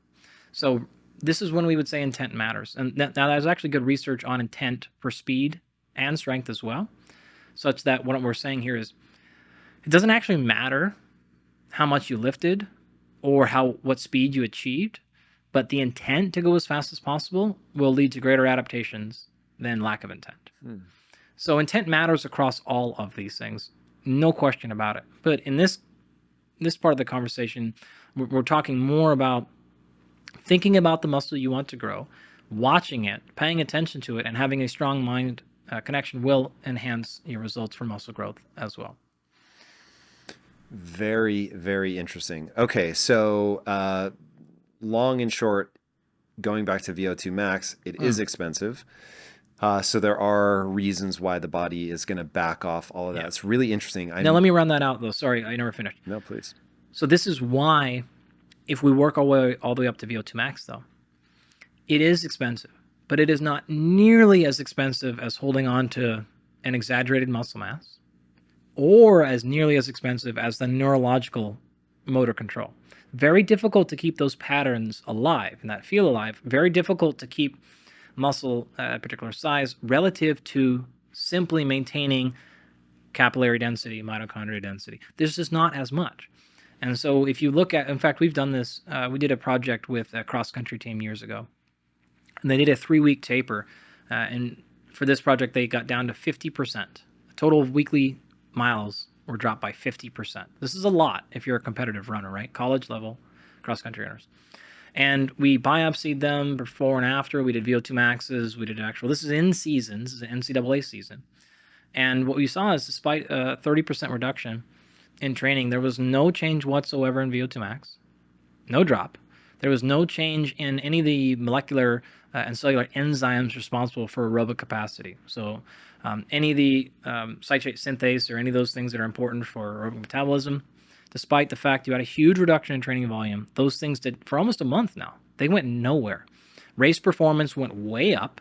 So they all had more improved performance. And at the muscle level, the fast twitch muscle fibers increased their size and strength by almost about 10% over the course of the taper. So to reframe that, all they did to increase their fast twitch size and strength was to train 50% less. Now that's probably because that they were like a little bit pre-fatigued in the 3-week one. But the point is, nothing changed in their aerobic capacity at all. And if anything, things got a little bit better. Now, taper for a competitive runner is not the same. It's just like an average workout for the average person. They intentionally do too much volume on purpose to have this kind of supercompensation. But the point remains the same. Aerobic capacity will hold on for a very long time if you just give it a minimal dose. So it is what we would call one of the most stable physiological parameters. So it is expensive, but not nearly as expensive as the other ones, which is why we say you really do need to invest in the strength training and the hypertrophy training because those are harder to maintain, and just do something if you absolutely have to maintain your VO2 max, and that'll hold on pretty tight. That's interesting. That's good news because if somebody like me, I much prefer lifting to doing things that really stress the cardio system. That is not nearly as fun. Can you add muscle and lose fat at the same time? You can reboot your life, your health, even your career, anything you want. All you need is discipline. I can teach you the tactics that I learned while growing a billion-dollar business that will allow you to see your goals through. Whether you want better health, stronger relationships, a more successful career, any of that is possible with the mindset and business programs in Impact Theory University. Join the thousands of students who have already accomplished amazing things. Tap now for a free trial and get started today. You can. It depends on how specific you want to be. If you're fairly untrained, or lowly trained, or sedentary, however you want to call that, more possible. You get to moderate to decently fit, then that becomes basically fundamentally impossible. If not physiologically, practically pretty impossible. So a challenge to do, for sure. All right. So what are the environments that you need to create in your body in order to add muscle? What's the environment you need to create to lose fat, and why do they collide? Well, you're going the opposite direction. It's basic physics or basic chemistry, right? So fundamentally, we are all organic compounds. What does that mean? We're all made of carbon. That's what organic chemistry is, carbon-based. All life, when we go looking for signs of life, effectively we're looking for carbon, right? Carbon-based life forms is what we're after. And why that matters. Everything in your body that we use for substrates for energy are big carbon chains. So your carbohydrates, that's what they are. It is a carbon that has been hydrated. So one carbon molecule attached to one water molecule. That's the chemical formula for like glucose is C6H12O6, meaning it is one carbon attached to one H2O. Glucose is 6 of those carbons. So it's 6 C6, double the hydrogen, and 6 oxygen. Other forms of carbohydrate are smaller chains like fructose, and starches are longer chains, smash them all together. But fundamentally, all carbohydrates are just carbon chains attached to water. Fat is the same thing. Fat is also just big, long chains of carbon. Whether you're a free fatty acid, now, in fact, that's what we call different fatty acids. It depends on how many carbons they have. So if it has 6 carbons or 8 carbons or 12 or 18, then it has a different name, stearic acid or whatever else, right? If it has any breaks in the bonds between the carbons, we either call them polyunsaturated or unsaturated or monounsaturated or saturated. If they're all the bonds are perfectly saturated, we call it a saturated fat. If there's one break, it's a monounsaturated. If there's more than one break, it's a polyunsaturated. If it's stored as a triglyceride, you have 3. That's why we call it a tri, right? 1, 2, 3 fatty acid chains, and you have a 3-carbon glycerol backbone. So it's a triglyceride. So it is 1 3-carbon glycerol backbone and 3 fatty acids coming out. Big chains of carbon is all we are, right? So when we're talking about manipulating weight, what we're talking about is more carbon going out than carbon coming in. You can split hairs and talk about how much fat versus how much carbohydrate or whatever you want, but it doesn't matter fundamentally because it's all just carbon. And when you take a breath in, that's oxygen coming in, basically. When you take a breath out, that is carbon dioxide going out. The difference between O2 and CO2 is the carbon. Where'd that carbon come from? It came from you. Whether that carbon came from fat that was stored behind your neck in a triglyceride, fine. Whether that came from glucose that was in your blood, fine. It doesn't really matter. Carbons are going out. Carbons are only coming in humans when we then consume foods. So we eat carbohydrate, we got carbons. We eat fat, we got carbons. We eat animals, we got You haven't mentioned protein. Is there? Protein's not a very effective fuel. So you want to think But about. it's still carbon. Not really. Interesting. So I know nothing about organic chemistry. You're looking at nitrogen. That's really what you're looking at, right? So you're basically consuming a whole host of nitrogen and amino acids for protein. So you can technically take those, convert those into carbohydrate molecules, gluconeogenesis in the liver or different ways like that. But fundamentally, protein is a very poor fuel source. If you want to look at your metabolic process, you're looking at maybe 5% of your calories or energy is going to come from protein. If you're using protein as a fuel, you're probably in a pretty bad spot. Like something is going wrong for that to happen. It's kind of like a little bit of a backup system, but you want to think about this. If you're going to build a shelter, and I said, okay, great. I've got some metal pipes and things like that, and then I've got some paper, and I've got some wood and things like that. And great, go ahead and build a shed. You would almost certainly say the structure of this shed is going to be made out of metal. Can you technically melt metal and make a fire? Yeah, but if your goal to stay alive is melting metal to make a fire, you're not in a good spot, right? Something really bad has happened. What you want to do is say, hey, we have tons of wood. This lights on fire very quickly. It's easy to manage. We're going to use that as our fuel to make our fire. And then we're going to use the fire to melt down some of that metal and reshape it and reform it into the exact structure we want. The analogy here is the protein is the metal. It's hard to break down, hard to rebuild, and you don't want to do it very often. But when you do it correctly, you can get an awesome structure that should stay there for a very, very long time. Wood is very easy to manipulate back and forth. Now, what is wood made of? Carbon, right? If you were to take a log and you were to slice off a very thin slice of a log, you would use that and you could write on it and you could call that papyrus, or now we would call that paper, right? Amazing. Well, if I take that thing and I slittle down a tiny little sliver of that and I put a little bit of stuff on the end of it, I can make a match out of it. It's all carbon. It's all coming from wood. In this analogy, a match is great. I can light that thing really quickly and I can get a few seconds of usable energy, fire. That's phosphocreatine. That's the role of creatine in your body. Very, very quick, but burns out in however long it takes a match to burn out. I don't know, seconds, 30 seconds, something like that. Great. If you were to take that thing, though, and get the paper going, if you ever made a fire in the woods and you've used paper, you realize, well, that's great. It'll last a lot longer than the match will, but it's not a permanent fuel source either. That's carbohydrates, right? If you were to then throw the wood on the fire and you said, hey, look, if you want a sustainable fire, use the match, get it going, light the paper, take the paper, light the logs on fire. It takes forever to get the logs going, but they're going to stay there for a very long time. That's fat. Okay. Now, obviously, I made a bunch of physiology and chemistry errors there on purpose. It's an analogy, folks, right? Just getting to a rough idea here, that you have different ways to create fuel. And the point is, like we talked about earlier, it's not bad or good. It is simply giving you options, right? So we can have faster fuel sources, we can have more sustainable fuel sources.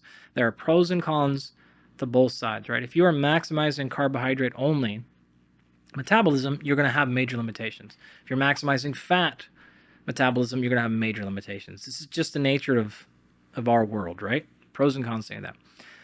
Ideal scenario for either one of your cases, fat burning or muscle growth, is we have the proper fuel from those sources, fat and carbohydrates, to then reform and rebuild the protein into the shapes that we want it to be in. We use our metal for that, and we don't keep ripping off our siding to put it in the fire when we should have just got more wood, right? That's a bad spot to be in. So the conditions that you need to have both of those goals are fairly similar.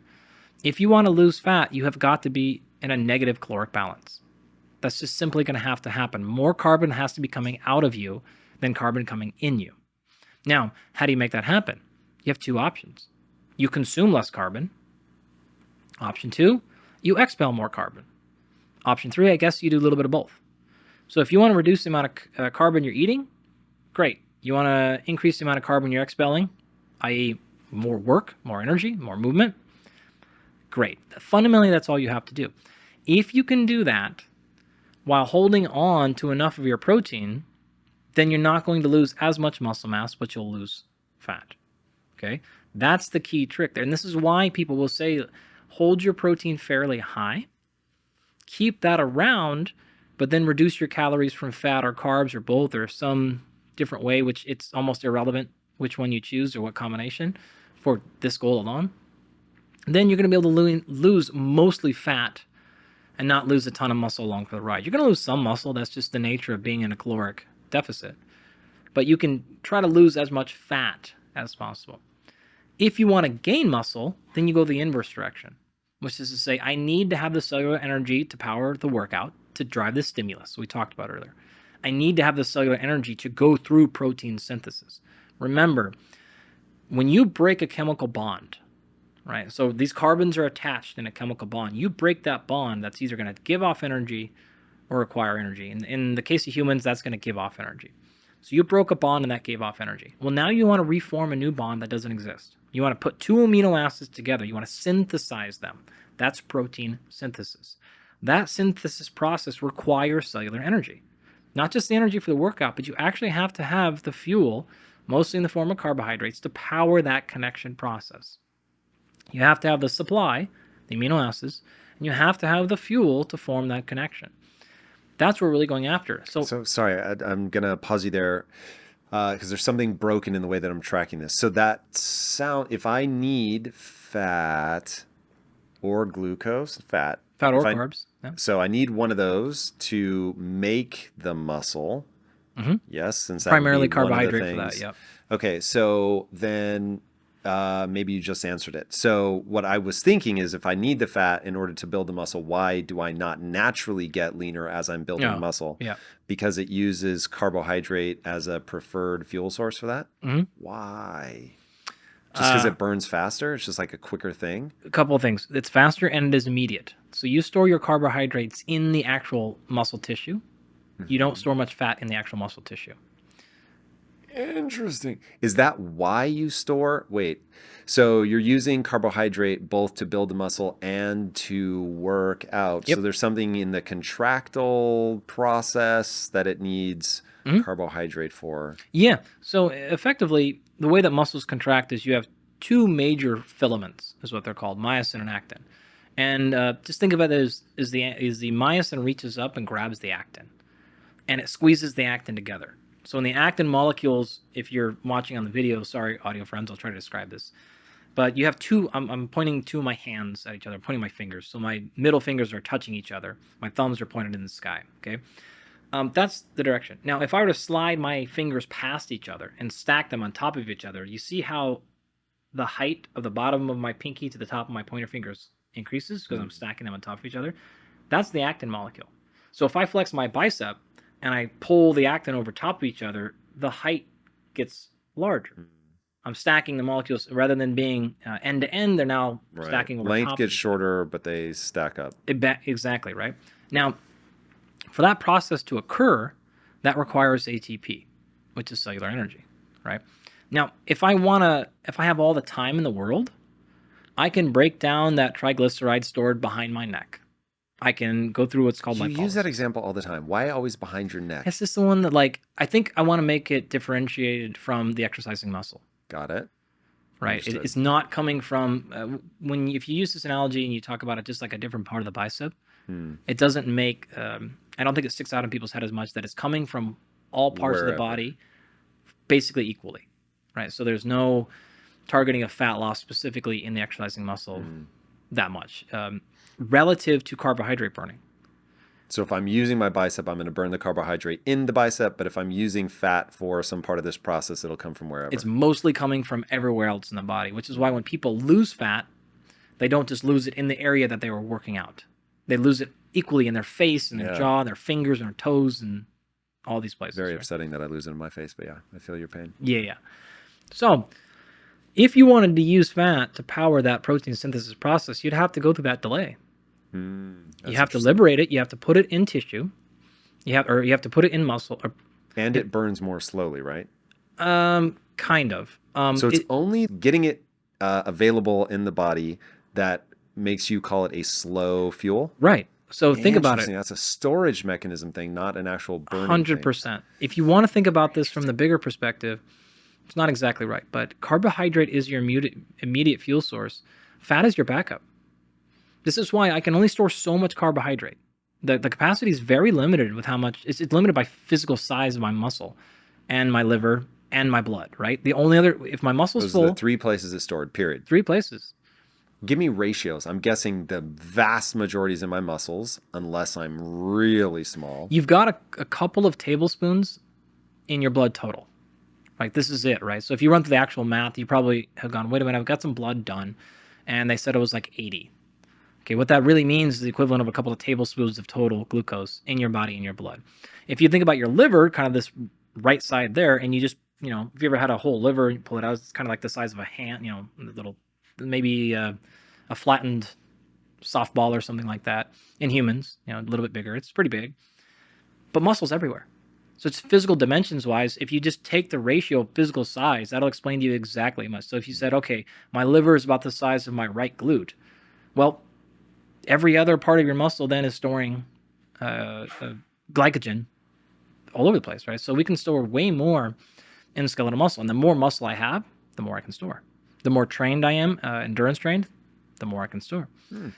So it scales that way. This is one of the reasons why you mentioned Peter earlier, Atia, but in the podcast I've done with him, we talked a lot about the importance of muscle for health. And one of the major factors there is it is your primary glucose storage place.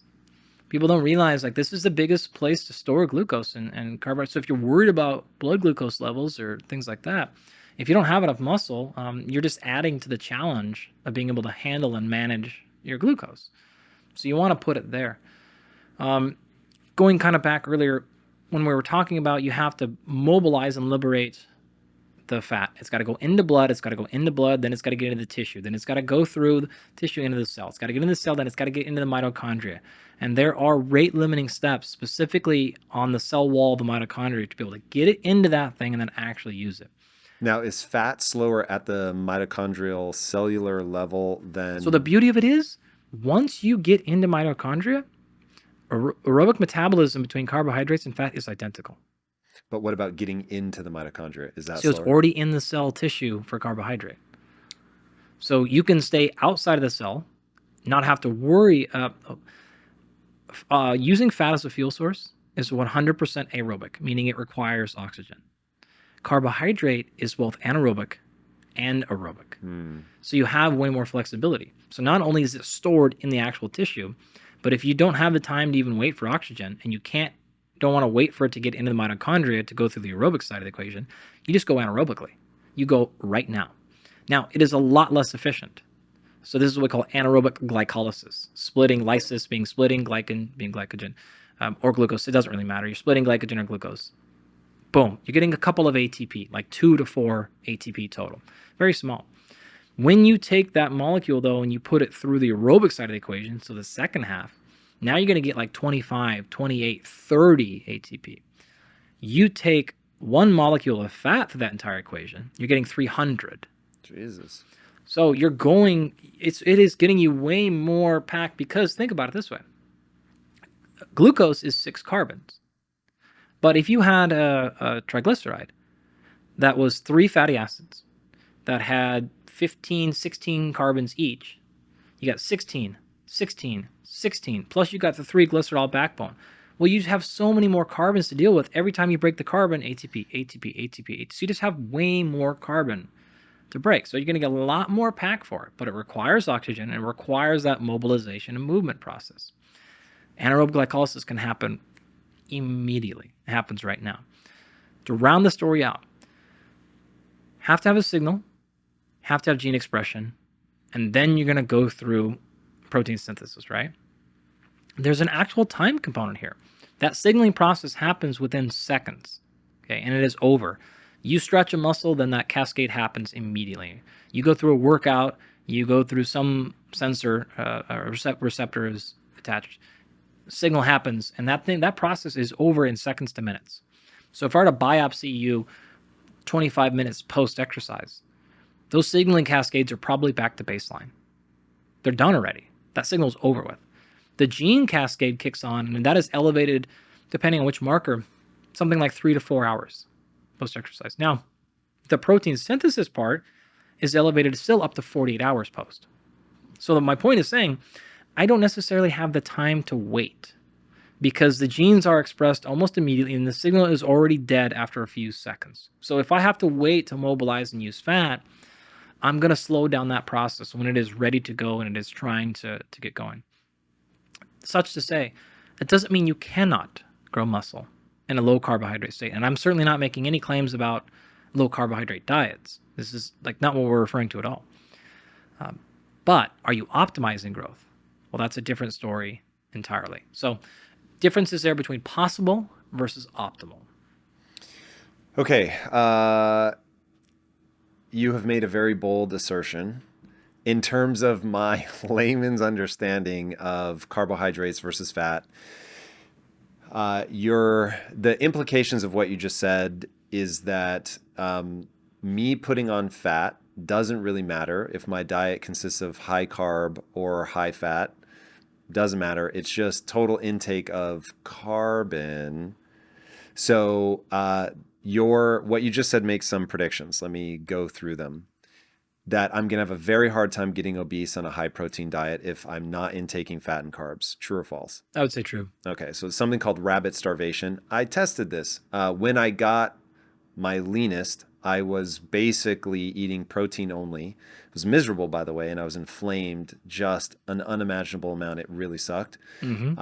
But I got lean. Okay, so that's interesting. I mean, that's just an anecdote, but it's interesting, certainly in keeping with what you just said predicts. But it also... I would say, by the way, on that point, that would be a pretty common finding.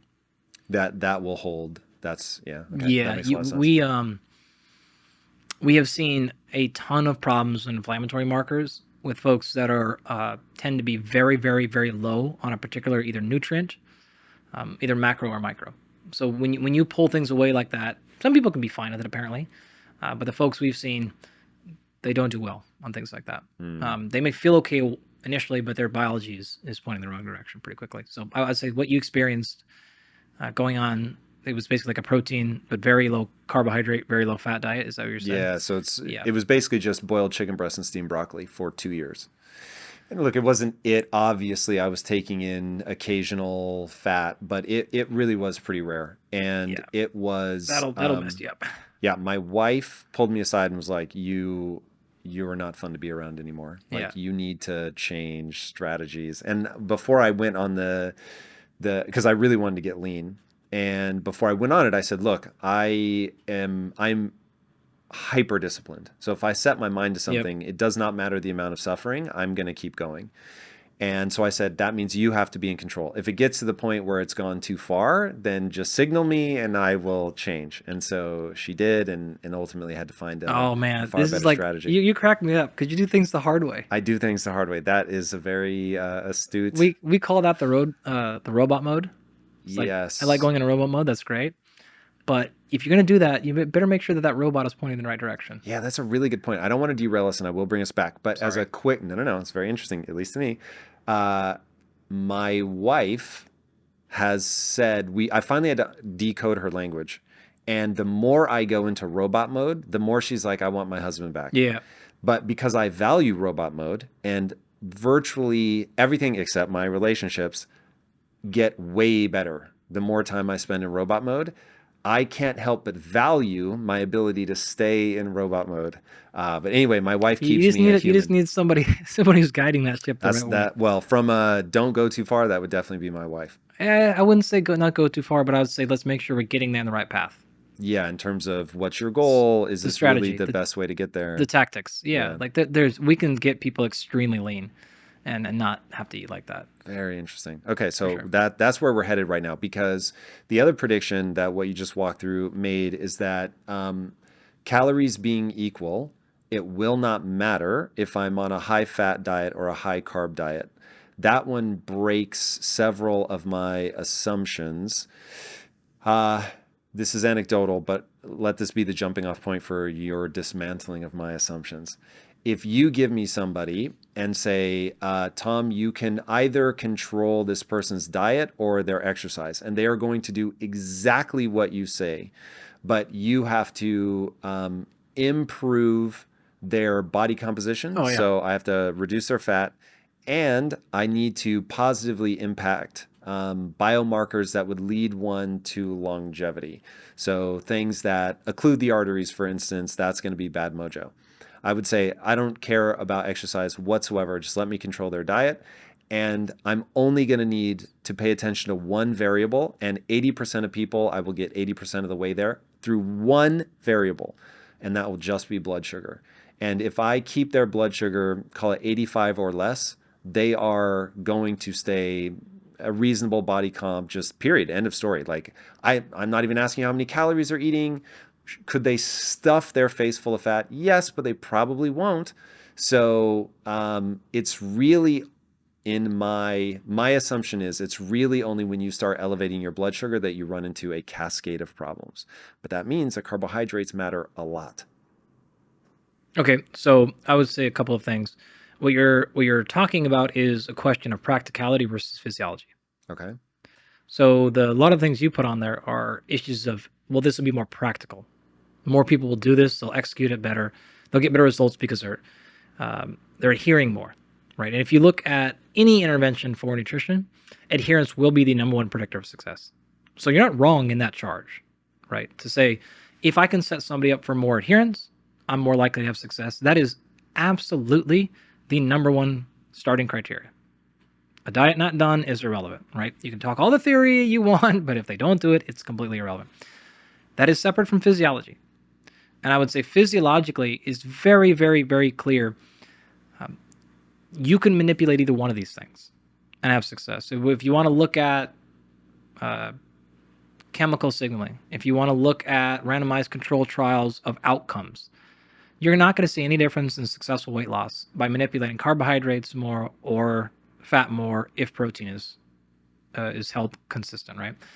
That's very, very clear scientifically. Again, though, what you feel like is more realistic for people who will execute higher and more success, that's a separate question. And again, as I argued a second ago, maybe more important. I'll give you that. Whether or not you can fundamentally base this exclusively on blood glucose, I think if you want to put this across 30,000 people, I think the mission you laid out there would probably be pretty successful. Actually, I'd say it's probably really successful. At the individual person, I'd say that's also something that's not really that important. So you can see tremendous progress in folks by not worrying about blood glucose at all. I've actually encountered, we go back and forth on this. We'll use things like a CGM sometimes and sometimes not. Some people, it is really, really helpful in a lot of ways. And then other folks, it's just an utter disaster.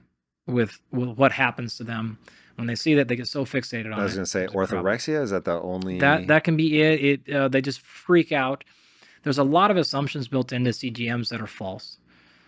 So the assumption that you should just never be over a certain number and like things like that, we certainly go into that, but those things are all really wrong. So people will make all kinds of weird things and do things because their number went to a certain level one time, and so we're very cautious on when we use CGMs. Other folks, it's a game changer. It's a complete game changer. You throw that on them and you just walk away, and then they're like, holy cow, and they just stop eating Doritos all day and stuff. And you're like, sorry if Doritos is a sponsor. The problem they're not?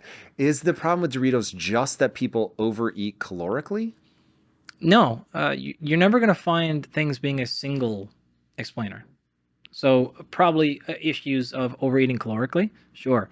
Probably compromising, reducing other items that they should be eating that are now not coming in. So now you have fiber deficiencies, or you have micronutrient deficiencies, or other issues there. So it's not just what they're eating, it's what they're now not eating. Instead, that's coming in. Because this isn't tracking with my understanding of what you were saying. So when you say the difference between carbohydrate and fat for fat loss doesn't matter, does that assume that you're not eating highly processed carbohydrates? Okay. When I say it doesn't matter, what I mean is not that it's irrelevant. I'm saying you have options either way. That's really what I mean. You can lose weight on Definitely. a high carb diet. Absolutely. You can lose weight very successfully on a high carb diet. You can lose weight very successfully on a high fat diet. I would say that there's so many studies on this. Again, whether you want to look at the mechanistic data, whether you want to look at the randomized controlled trials, and they basically are all showing the exact same thing. Does that mean it's irrelevant and there's nothing else to consider? Absolutely not. There's thousands of things to consider. Methods are many, concepts are few. Very basic, fundamental concept. Calories are going to have to be accounted for one way or the other.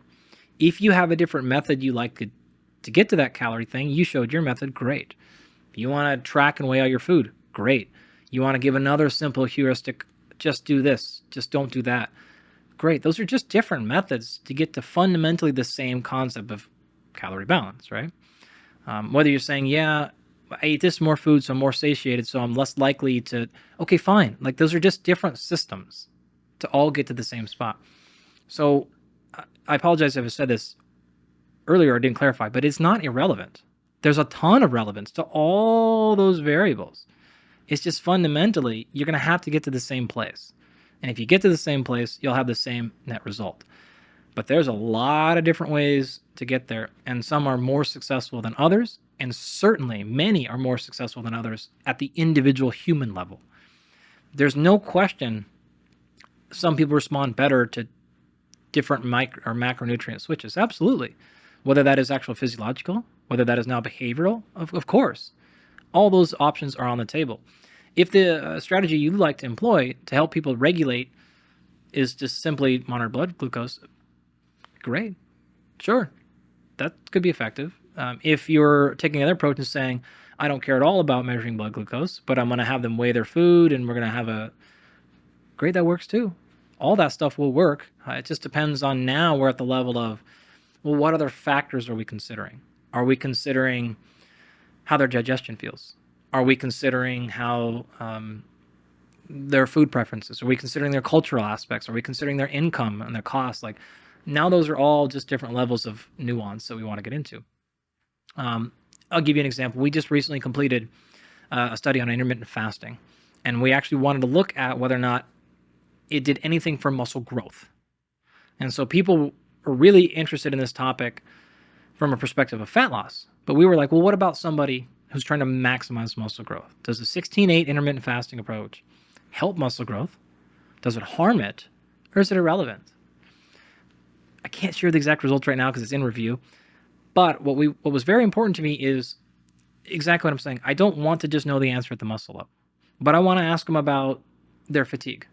I want to ask them about their digestion. I want to ask them about how hard they felt it was and all these things. And I can tell you this much. There's no clear-cut winner here. There's never going to be. It is, well, okay, maybe this adds in muscle growth or it doesn't, but it was harder to do. Or it made them more bloated. Or there's always just going to be pros and cons to these approaches, right? So it comes down to you saying which ones you want to optimize for, and which of the downsides do you not care about, or are less important to you, or don't affect you as much. That's the game you're constantly going to play. So when you talk about dietary stuff, when I kind of say laissez-faire, like it doesn't really matter what you do, what I just mean is fundamentally, you just got to get to the same kind of place and you'll get there. And then from there, you got to coach your people. Describe the same kind of place. Is that just in this particular calorie instance? Balance? Yeah, would be calorie balance for fat loss. Like you're just going to have to get to a negative position. That's just going to have to be how it goes. There is no other way to go about that. Again, different systems to get to negative calorie balance, but you're going to have to get there. That's like, it's kind of circular argument because one is actually just the definition like for the other. So there's no really way outside that matrix. All right, I want to talk about if it fits your macros and the idea that you can eat whatever macros as long as you're you have a target, you're worrying about calorie balance, all that. But before we get there, I think we have to understand the mechanism by which you add muscle and the mechanism by which you lose fat. When I started researching you for this episode, you really changed my understanding of how fat is actually liberated. And even in this interview, the idea of the glycogen being stored in the muscle, so it's really readily available versus fat, which is a backup mechanism, which has to be liberated first, make its way through the blood. All that is really helping me understand the sort of hows and whys of this all. But walk us through the fundamental nature of I don't know which you think is right to start with, but walk me through the building blocks of building a muscle, walk me through the building blocks of losing fat. And just to re-anchor everybody, because I had never thought about it before, that carbs and fat have more in common than protein has to carbs and fat. That's very interesting. That being more about nitrogen, the other two being carbon. I had never put two and two together, even though I knew, if you're building muscle, like you can check the nitrogen levels in your urine. I just never stopped to ask why. Mechanisms, please. Sure. We've laid a lot of the foundation here, so this shouldn't be too difficult for us to get through.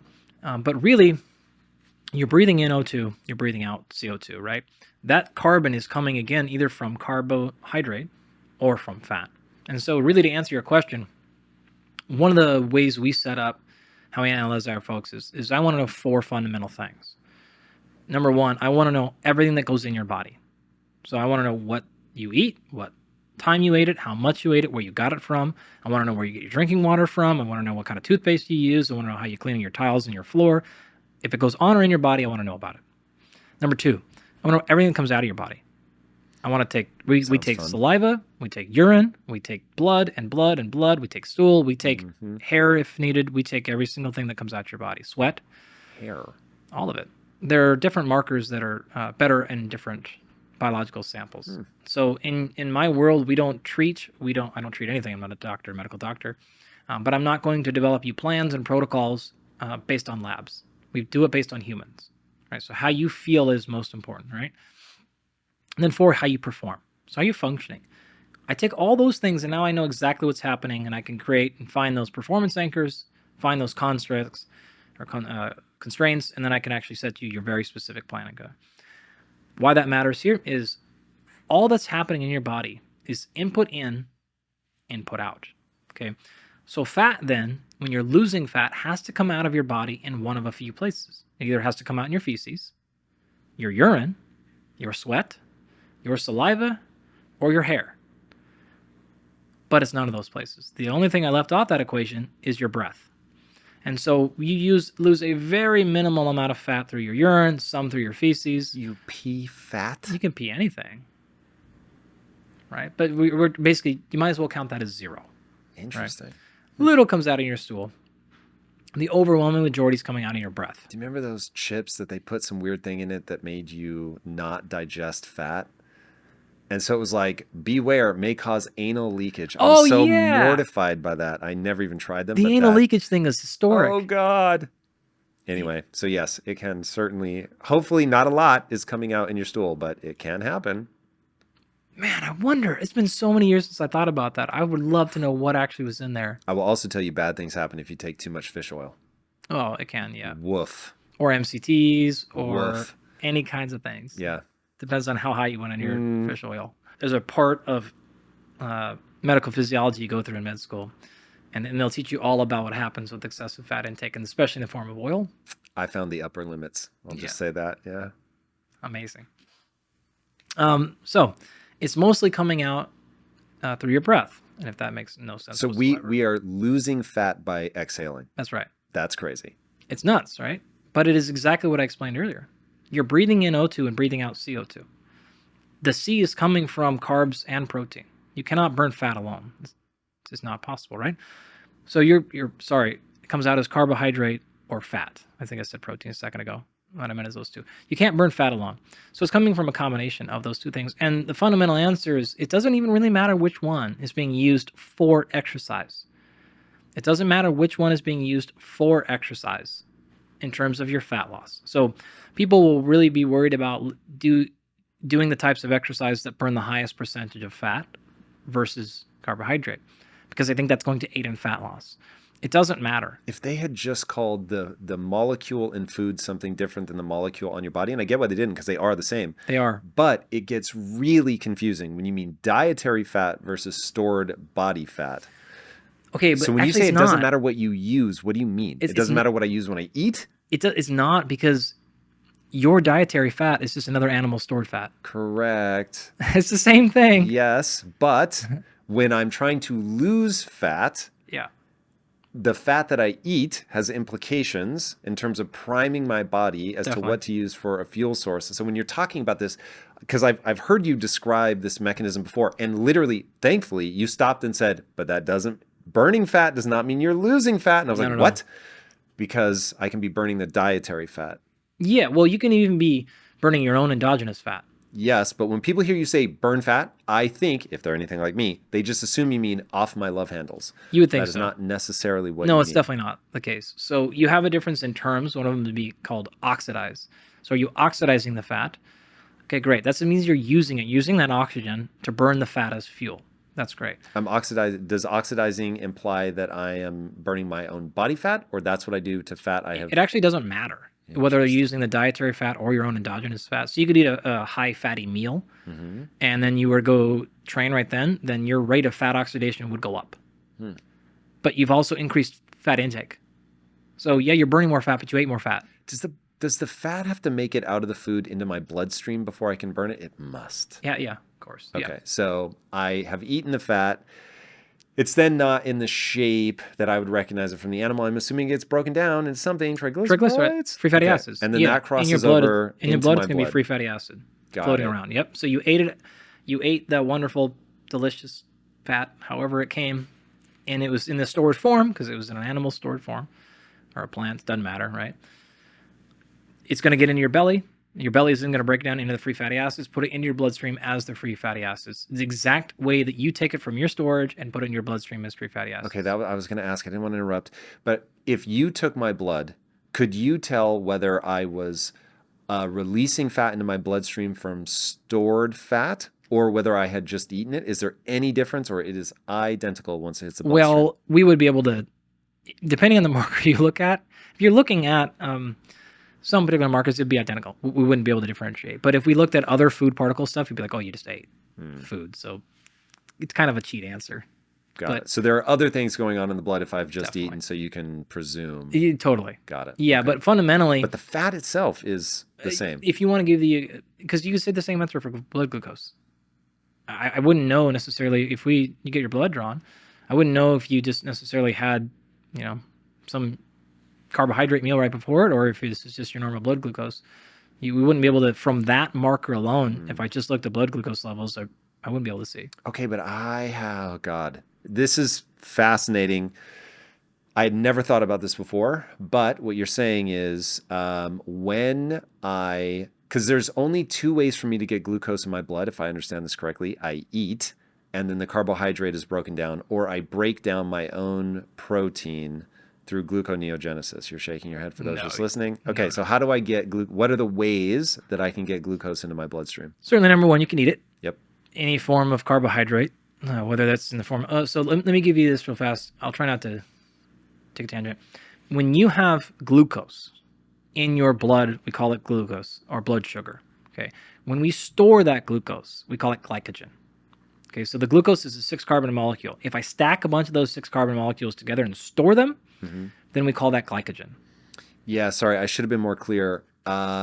So does it take a different form when I eat it and it gets stored in the muscle, or is it literally, because for instance, when you say I store glucose, I always think about it as being stored as fat. Yeah. Oh yeah. So let me just hit with a little bit more chemistry here. So in your muscle, it is stored as glycogen, and in your liver, Is that a different thing than glucose? it is the exact like imagine if we made this like physical thing. So imagine you. So could I say it's parked in the muscle? Because when I think of storage, I think of it transforming. No. Storage is not transformation. Storage is not transformation at all. It is literally storage. If it was, let's imagine these as Legos. So you give me one Lego block, and there was 6 notches on that one Lego block. Each notch is a carbon. I have one Lego block, and that Lego block is glucose floating around, right? And then you said, okay, store that, put that away, put your Legos away. And you took it in the next Lego and you attached it onto it, and the next Lego and attached it onto it. You could call that entire structure your Lego block. But each individual one is still its own block. It's just being stored more efficiently. So if your kid is putting away their Legos in their box and they just took all the Legos and dumped them in there, you wouldn't be maximizing the efficiency. If you store them and stack them on top of each other exactly the way they're built, you could get way more in that same box area.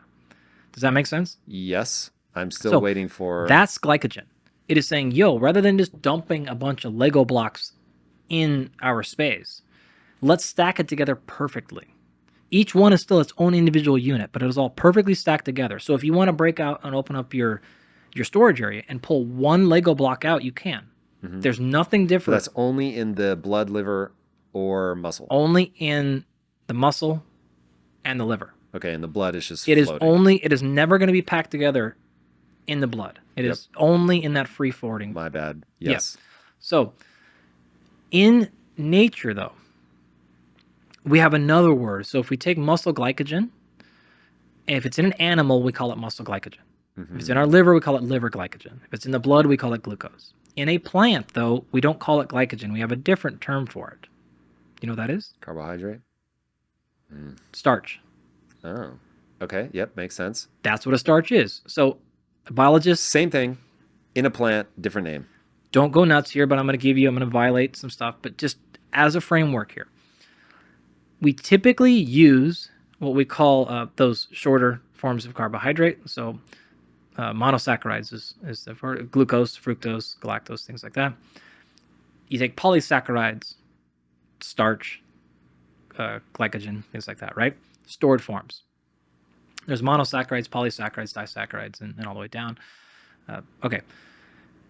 Transportation and immediate utilization is done in the monosaccharide form. So you're going to use fructose, glucose as fuel sources for the most part, plants and animals, right? You're going to use glycogen as a storage vehicle. Okay, that's the point. So in a plant, it'll say, yo, we're going to collect a bunch of sunlight, and then we're going to breathe in carbon dioxide. The sunlight is where we get the energy from, and we're going to collect the material. The food they're eating is the air. So they're breathing in CO2, breathing out O2. They're collecting their carbons through the air. We can't go through that process. That's called photosynthesis. So our only way to get carbon is to eat the plant, who just took all the carbon out of the air and stored it. Or the animal that ate the plant. Or the animal, yeah, right. We have to eat the thing that did it, right? So now, it's going to bring in those carbons one at a time. It's going to stack them together and make the glucose molecule. Then that glucose molecule is going to be running around that plant, and it's going to say, great, we brought in more carbon. We have enough to now store that current glucose that's floating around you. So go store that as a starch. They tend to go down, which means I'm going to store it in the ground, which tend to be things like root vegetables. So a potato is a starch. Tubers are starches because they're putting all those glucose molecules together and they're burying it underground. If it wants to fruit then, or flower, it's going to start breaking down that stored starch back into its monosaccharide, just like you take down your broken down storage or your storage of in the liver, glycogen, and you need a little bit of it. You pull one Lego block out at a time, put it in your blood. It pulls one Lego block out at a time of its starch, puts it in the plant, sends it back up the tree, goes all the way up to the branches, and gets in the flower or the fruit in the form of a monosaccharide, which is why most of your fruits are actually fructose and glucose. That's the carbon cycle, right? If the plant wants to store it, it puts it in the root. That's why most root vegetables are starches. If it wants to put it in a more immediate access use, it turns it back into a monosaccharide. That's why if you eat a banana or an apple that's not ripe yet, it tastes terrible because it is mostly still starchy. It tastes sweeter when it has converted those starches into fructose, and it is now a sweeter flavored monosaccharide. Okay, hold on. This is so interesting. So I get the root thing. That's their storage mechanism Yep. For energy. The fruit will, and so they will use the energy stored in the root occasionally. Will they reuse the energy that they store in the fruit? I always No, thought because that, the fruit's gone. So it gets even more fun. So wait, isn't then the fruit, because you said they store it in the fruit if it's available for immediate energy. I assume the fruit is a way for them to pass their seeds. There you go. Okay. Yep. So the idea is we're exiting. We're letting that thing go. Got it. But when it's a root, they are storing it for its own flowering purposes. To make more fruit. Yeah. Exactly. And on the way up the chain, by the way, So same idea. Wow. it goes from a polysaccharide to a monosaccharide at the end, right? But on the way up, it goes to a disaccharide. And in some particular plants, you can stick a needle halfway through them, and you can collect that, and we call that syrup. Mm-hmm. So that's why those are... This is so interesting. Right? This is why you're like, why the hell do some trees make this unbelievably sweet little thing that we can get out of it? Again, not all plants do all this. It's different, but you're getting the point here, right? So polysaccharide in the bottom stored, convert it into disaccharides, move it up the tree, get it all the way to the end, convert that into monosaccharides, make that a sweet, delicious tasting thing that then other animals will come eat to spread our seeds, put it in their digestive tract, excrete it later throughout the forest, and get our seeds out there, right? Fascinating. We do the same thing. We say store our starch, our glycogen in our liver and our muscle. Keep the optimal amount in blood so that we can power brain activity and transport it back and forth where we want. Don't go too high, don't go too low, right? You need more? Great. We're just going to kick it either out of muscle into the blood or out of the liver and into the blood. And so the way that you keep your blood sugar optimized is muscle and the liver constantly sort of dripping out glycogen, or you eating your own food source to put it back in there. So those are the three ways that you can keep your blood sugar elevated or more consistent. So this is why, again, we say the more high-functioning skeletal muscle you have, the little bit better blood glucose control you have. Is because it's that storage depot that can say give or take. You have some extra, give it to me? Great, we'll take it. You need some extra? We can technically give it back. The liver is probably doing most of the giving rather than muscle. Muscle is probably doing most of the taking. But that's really where we're at. Now, when it comes to fat, this is the backup supply. Okay, sorry, before you do that, I need to understand when glucose becomes fat. Because if I overeat glucose, it is going to become fat. And it's my understanding, perhaps erroneous, but it's my understanding that the way that the body pulls the glucose out of my bloodstream, so preferentially the muscle will grab it if it needs it, brain will grab it if it needs it, liver will grab it if it needs it, but if none of them need it and it's in the blood's like, the body knows, I got to get this out of the bloodstream, and it's going to store it as fat. No? Not really. Really? What the hell? My whole world is crumbling. It's all been a lie, Andy. What are you talking about? So that process you're describing is called de novo lipogenesis. So this is the formation of new fat out of non-fat sources. Conversion from carbohydrate, despite the fact that they're big, long carbon chains, it's not efficient. Not as efficient as it needs to be. You're talking in the order of 5 to 10% is what's going to happen there. What's going to mostly happen is partitioning. Here's what that means. If you were to be in that exact scenario where you have excess blood glucose, you could convert some of that to fat and store it. Yes. Hard to do, though, right? What's easier to do is just change the amount of fat that you're burning and shift your metabolic energy demands more towards carbohydrate and lower on fat. So think about that now. If you say, look, making up a scenario, at rest, you're burning half of your energy from fat. Half of it's coming from carbohydrate. Yes. Now you have too much carbohydrate. Body says, yo, we have excess carbohydrate.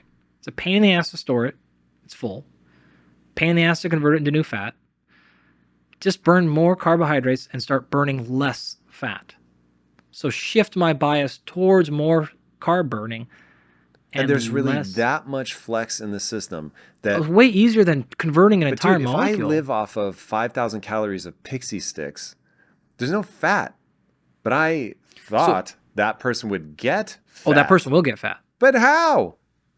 They're shutting down fat burning. Mm-hmm. They're not necessarily adding. That's what I mean. So there is that much flex in the system. Oh, There's definitely. so much going on Totally. that if I just start cramming my weight, but okay, so but if they stop burning fat, fair enough. But if they're only intaking sugar, there is no. Okay, so everything makes a prediction. If I understand what you're saying correctly, which I may very well not, but if I understand what you're saying correctly, the person that eats only pixie sticks, they are they gonna get fat? Yes. How are they gonna get fat? They stop burning fat, but they're not intaking anything other than glucose. Sure, but they're not getting rid of anything else. So their fat reduction is going nowhere, right? They have no fat burning.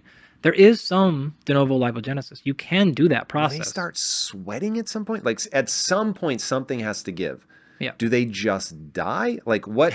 Because you've talked about this. Yeah. The body will regulate the life out of blood sugar. It Definitely. doesn't. It can't have the blood sugar. It's Does not want toxic. that. I don't know what word to use, but it will literally gum up your system. The blood cells start sticking together. It's inflammatory at that high of a very level. bad Yeah, it's idea. not good.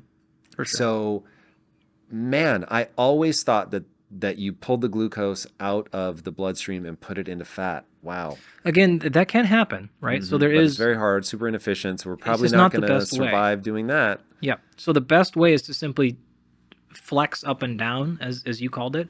Where are we getting our fuel sources from? But how are they going to keep getting fat? Well, they're going to continue to add to that mass, right? So any extra calorie is going to go somewhere. And so if you're really going to that extreme where literally fat intake is sort of zero, right? Every amount of energy they're expelling is coming directly from that carbohydrate, right? Yes. That's all coming in.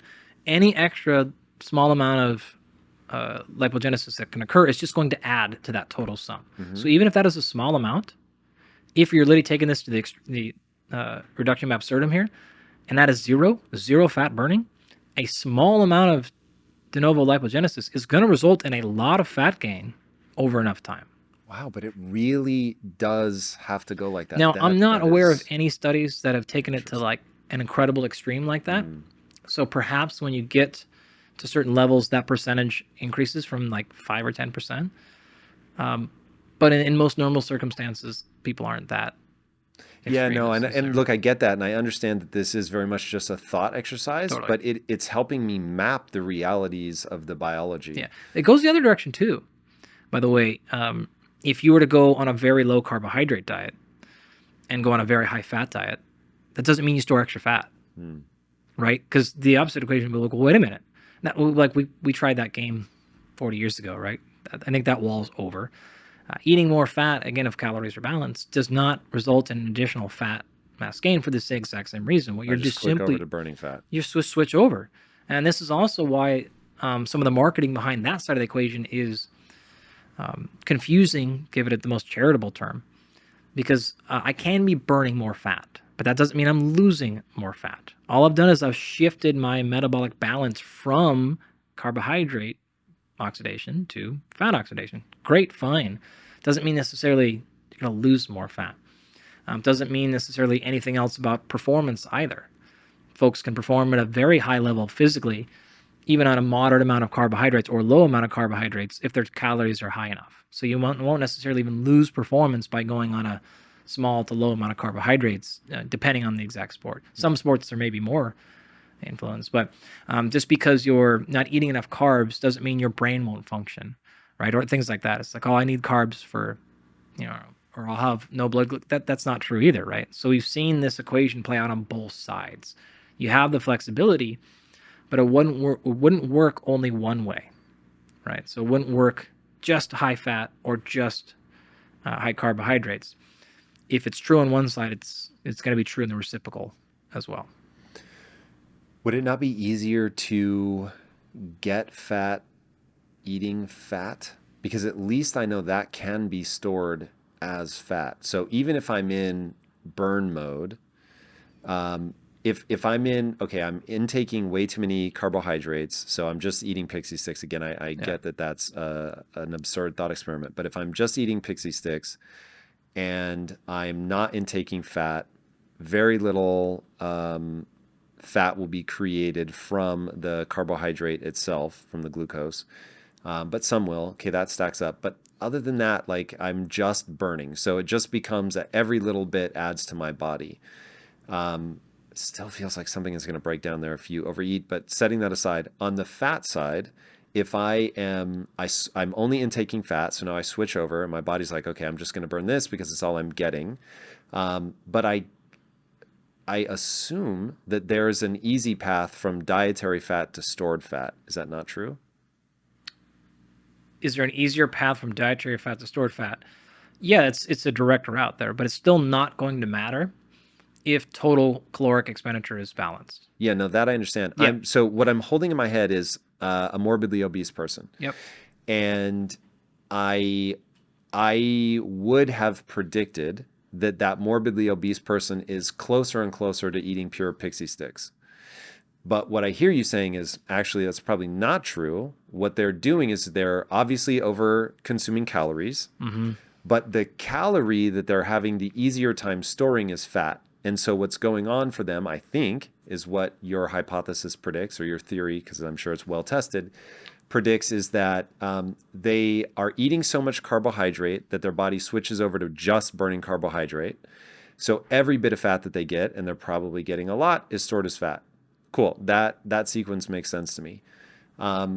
The sequence that now I'm having a bit of a hard time wrapping my mind around is they're not eating carbohydrates, so the body starts burning fat, but they're still over-consuming calorically. And so it seems like it would be easy to shuttle the excess fat into fat cells. No? Yeah. So if you want to look at folks who are excessively fat, okay, you'll see actually problems on the carbohydrate side of the equation. You'll see problems on fat equation. If you look at a standard American diet, they're going to be very hypercaloric on both of those. And what typically happens, and we do this in my nutrition class, I've been doing this for 12 years, where I have all the folks track their nutrition. What is obnoxiously clear, it's very rare for any of my college students to ever hit even close to the minimum RDA recommendations for protein intake. Never even come close to it. It'd be 1 or 2 people per 40-person class that even hits the minimum RDA numbers, which I think are way too low. They're eating way too much of fat and carbohydrate. That's the issue here. So could you find folks who are eating too much fat? Yes. That's easy to come by, right? If you are looking at any of the accessible food things, they tend to be very, very high in fat, right? So fast food, any of these things. Carbohydrates are even more accessible. You go to any vending machine, it's going to be mostly carbohydrate-based things, right? You're not going to find any protein there, and maybe they have some high-quality protein bars, but that's the best you're going to hope for, right? And so you have accessibility problems on both sides of that equation. It would be, I think, irresponsible to blame it, which is not what you did, but just to clarify, to blame it on either one of those as the primary cause for excess calorie intake.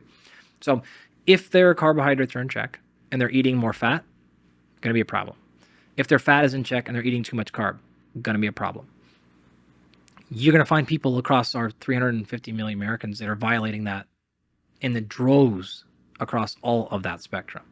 So I don't know, I'm not sure what I guess I'll say this is kind of why I'm generally I'll just say laissez-faire again. Because I'm like, if you're eating too much, I don't really for 350 million of you, there's 100 of you doing it this way, 100 of you doing it that way, 100 million. You're both doing it wrong. They've got big problems on both sides of the equation. If you want a solution, okay, great. Now we're talking tactics. We know where we have to get to. I think it's generally best to flag yourself against protein for all the reasons we talked about. And then whatever other system helps you personally, There will be hundreds of millions of people who function better on this system or that system or anything else because there's so many of us. And now it's coming down to things like practicality, execution, adherence. And if you want to make arguments that some systems are more or less effective than others, great, we can do that. But fundamentally, like at this level of physiology, it's not super important at the global scale, if that makes sense. It does, because they're all making a fundamental mistake. But for my own understanding of biology, I have another question, which is who's going to get fatter?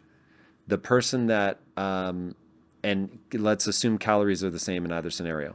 The person that eats all carbohydrate and the person that eats all fat, who's going to get fatter? If they're both eating 10,000 calories a day, let's say, and they're sedentary. If you're going to lock in calories and you're going to lock in protein, I would say you're going to have very minimal differences between the two groups. Interesting. And we have evidence on that. Understand. Yeah, because again, if you look at whether you want to pull these randomized controlled trials where they take people through this and they put them on very high carb or very low, they get to the same place. Okay, so the mechanism by which the glucose over-consuming person gets fat is that the little bit of lipolysis, I forget what you call that, the turning glucose into fat, that, what is it called again? De novo lipogenesis. Okay, I'm never going to remember that. Lipo, like lipolysis, yes. like fat, like lipid. Genesis is making of creation, so it's creation of fat. If it was lipogenesis, I could get behind it, but you throw another word in there. De novo. De novo. New, of new. Got so you're it. making new fat. Got it. Yeah. Okay. That just seems like it would be a much slower process. But you're saying no. I'm going to let go of this. The audience Well, don't want to punch me. But I don't know. I think this is pretty fun stuff to talk about personally. To hell with them. They don't I like just it. can't wrap my head around how that isn't It depends on what slow. you mean by time, right? So are we looking at this at the end of a 16-week trial or a 6-month trial or a 6-year trial? So yeah.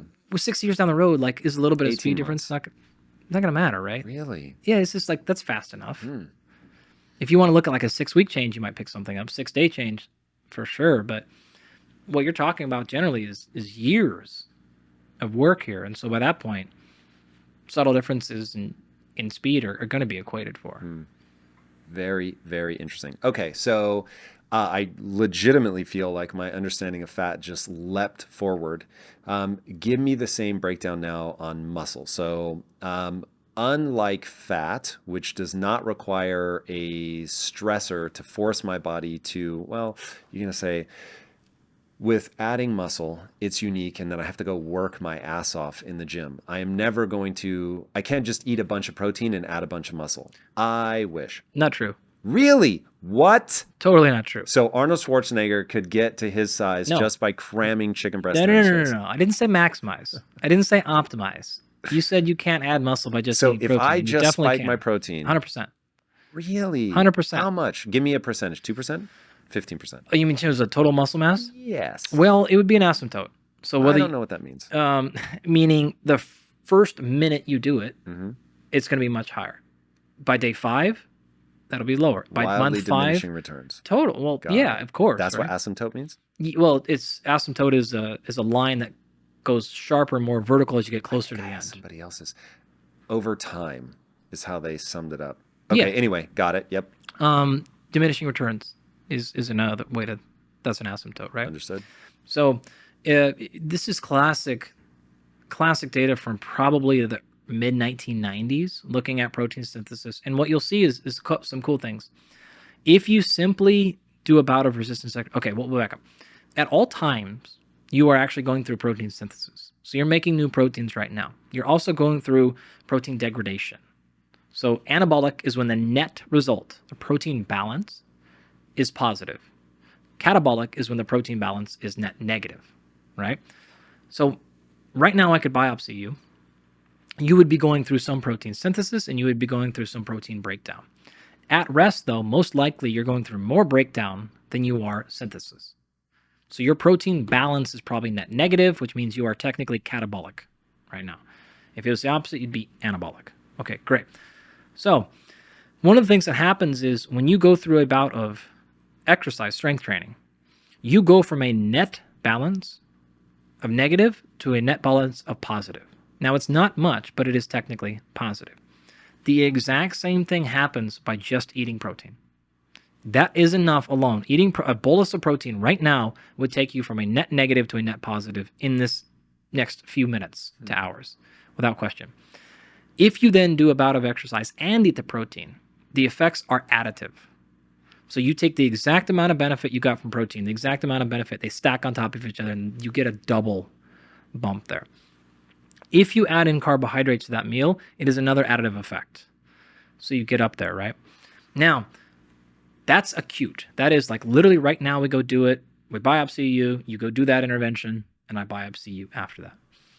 The protein synthesis process is not necessarily 100% predictive of net muscle gain eventually, right? Science is not perfect. So just because I can measure the rate of incorporation of new amino acids in you, that's not the exact same number. So you asked for a percentage number. If I told you it increased protein synthesis by 25%, that would not mean you gain muscle 25%.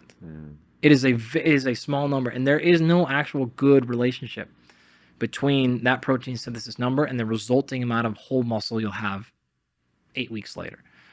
There's no number to give on that one. It wouldn't equate. In fact, the protein synthesis numbers are going to be greatly exaggerated. I'm going to go so far off track here, but it's your job to pull me back in a second. This is a really good, this is a PSA. It's my turn to give a PSA.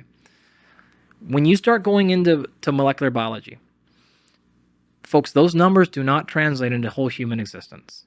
And what I mean is, if you go to protein synthesis, I just gave you the example, a 25% increase in protein synthesis may result in a 3% increase in muscle growth 8 weeks later. You go back up the chain and you go to cell signaling. If I was measuring the gene expression and I saw a 20% increase in gene expression, I would say that basically nothing happened. Some molecules need to go up 300 or 400% before it's actually physiologically relevant. So you can see a paper, somebody can post something or share something and tell you, oh, this mechanism, this gene, this signaling activity increased by 80%. And that could be total bullshit.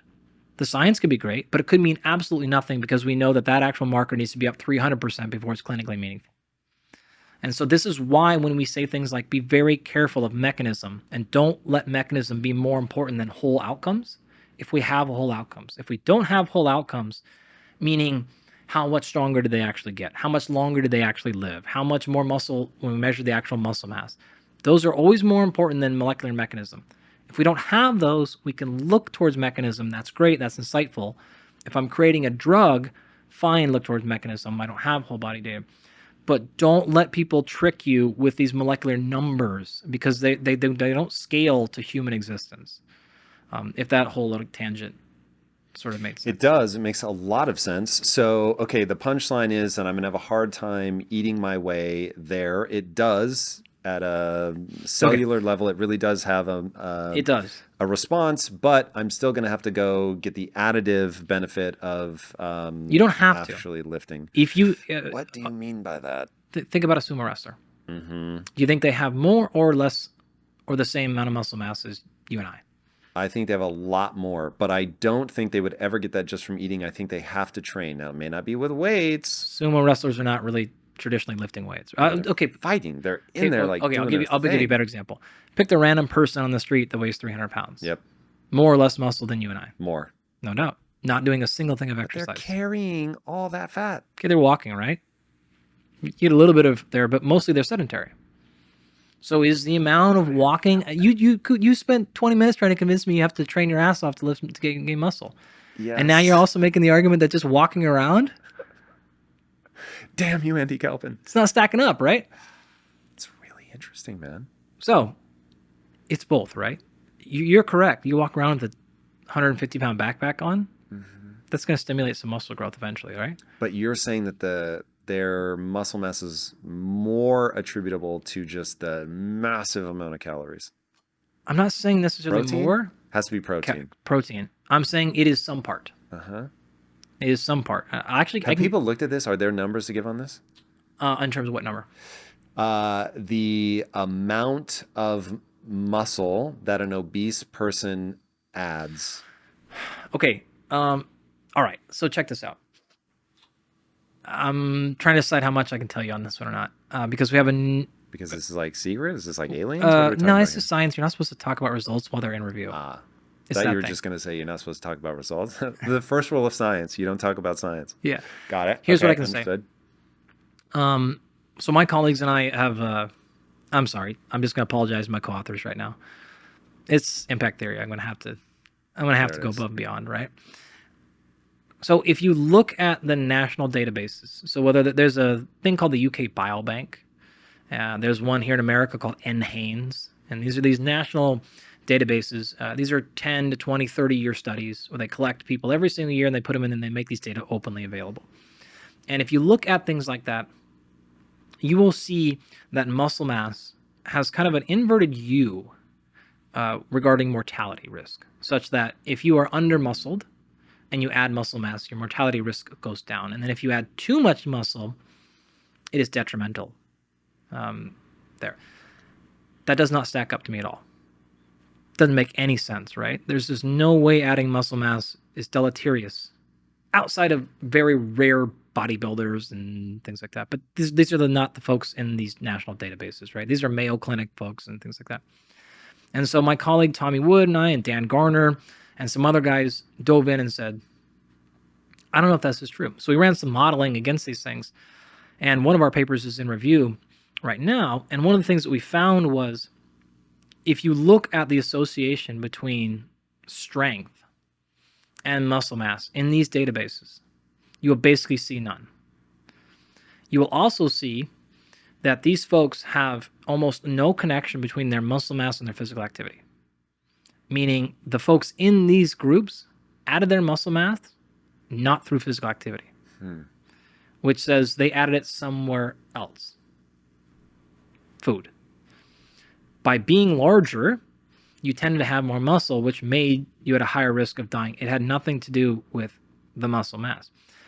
We did, though, see an association, a direct association between the strength training and brain health, which is the first finding really ever to find a direct causal link between strength training and brain health, not mental health, physical brain health. In addition, what's called the strength residual. And so if I take your muscle mass and I look at how strong you should be, just based on your muscle mass, again, big database stuff, and then I actually measure your muscle mass. The residual is the difference between your predicted strength at that given muscle mass and your actual strength. The farther you are off that line, then the higher your risk of death becomes. So there's a standard for the amount of strength you would expect with muscle mass. And are you saying that people that gain their muscle mass through just massive caloric intake, they get the mass, but they don't get the strength? And that... So these people are not, the way that we phrase it scientifically is they're not accruing their muscle mass from training. That's what's happening. I don't know how they're doing it, but there's not a lot of options left. So that, going back to your original question, I don't know what number that is. I don't know what protein these folks, like we could go back and I guess probably run that pretty quickly. But the point is, if you eat more, and even if you don't exercise at all, you're going to add some muscle. It's going to be there. Now, are you adding all lean muscle? No. Are you adding some muscle though? Yeah. Are you adding mostly fat? Yes. This is not a good way. A similar note, if you're trying to gain muscle and you want to gain lean muscle, which means you want to gain as much muscle as you can with the least amount of fat gain. What you don't want to do is eat excessive calories. And so the typical number we'll say is like maybe 10 to 20% calorie increase. Don't do the whole thing of like, oh, my standard calories are 2,000 a day, but I'm trying to bulk up, so I'm going to eat 6,000 calories. Great. If you're willing to have a whole bunch of fat come along for the ride, like go for it. If you want to add as much lean muscle, like you're probably looking at a 500 calorie increase, maybe making sure protein's super high, training that high. That's probably going to put you, now there's actually a couple of studies that are being run right now trying to figure out like what that exact percentage is, but those data are not out yet. But it's probably something in that neighborhood of 20 or so percent caloric increase, rather than like what some folks will do, which is actually like a doubling or even tripling of their calories. So all that to come back to the original point of, yeah, just eating protein probably does add to a lot of muscle growth. It's also adding protein alone is not going to bring a lot of fat along for the ride either. So it's a pretty easy way to go about it. 1 gram per pound of body weight is a starting place. You would have no issue going way higher than that though. So I would typically say if you are a hard gainer, one of my first stops would be we're going way up in protein. We're going to do some other stuff, timing wise, nutrition, and just other things, training wise, of course. But going way up in protein is like there's a very low risk potential for reward. From a protein perspective, does animal versus plant protein matter at all? Yes, everything matters. Where it starts to matter is when you are below or not at sufficient. Where it matters the most is when you're below or not at sufficient protein intake. When you're at that 1 gram per pound or higher, those things start to matter a lot less. In fact, there's a study came out very recently in the last few months directly comparing this. And once you hit that number, they saw virtually no difference in amount of muscle gained over the animal versus plant protein, which is to say you have options. If you are like my students and you're eating 60 grams of protein a day, 80 grams of protein a day, the protein quality and the protein type starts to matter a lot more. So my general recommendation is if you want to be very diligent and pay attention to your food intake and really plan things out, then a plant-based approach can be fine. If you want to just not worry about it though, just eat a ton of plant-based protein and you're going to be fine, most likely, as much as we can tell. If that's the strategy you're trying to take is plant-based. Man, so fascinating. Okay, talk to me now about I want to be optimal. I want to add like real quality muscle. Yep. I want to get strong.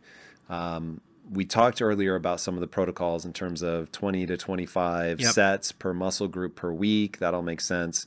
Give me a little bit more information about the protocol, especially as it relates to diet. Yep, great. So setting that protein as a minimum number there, probably even going By the way, higher. on that again, so I eat a lot of eggs. Yep. Egg whites, whole eggs only, chicken breast. Like if I'm open to animal protein, so assume I'm not trying to do if plant is better for adding muscle, definitely let me know.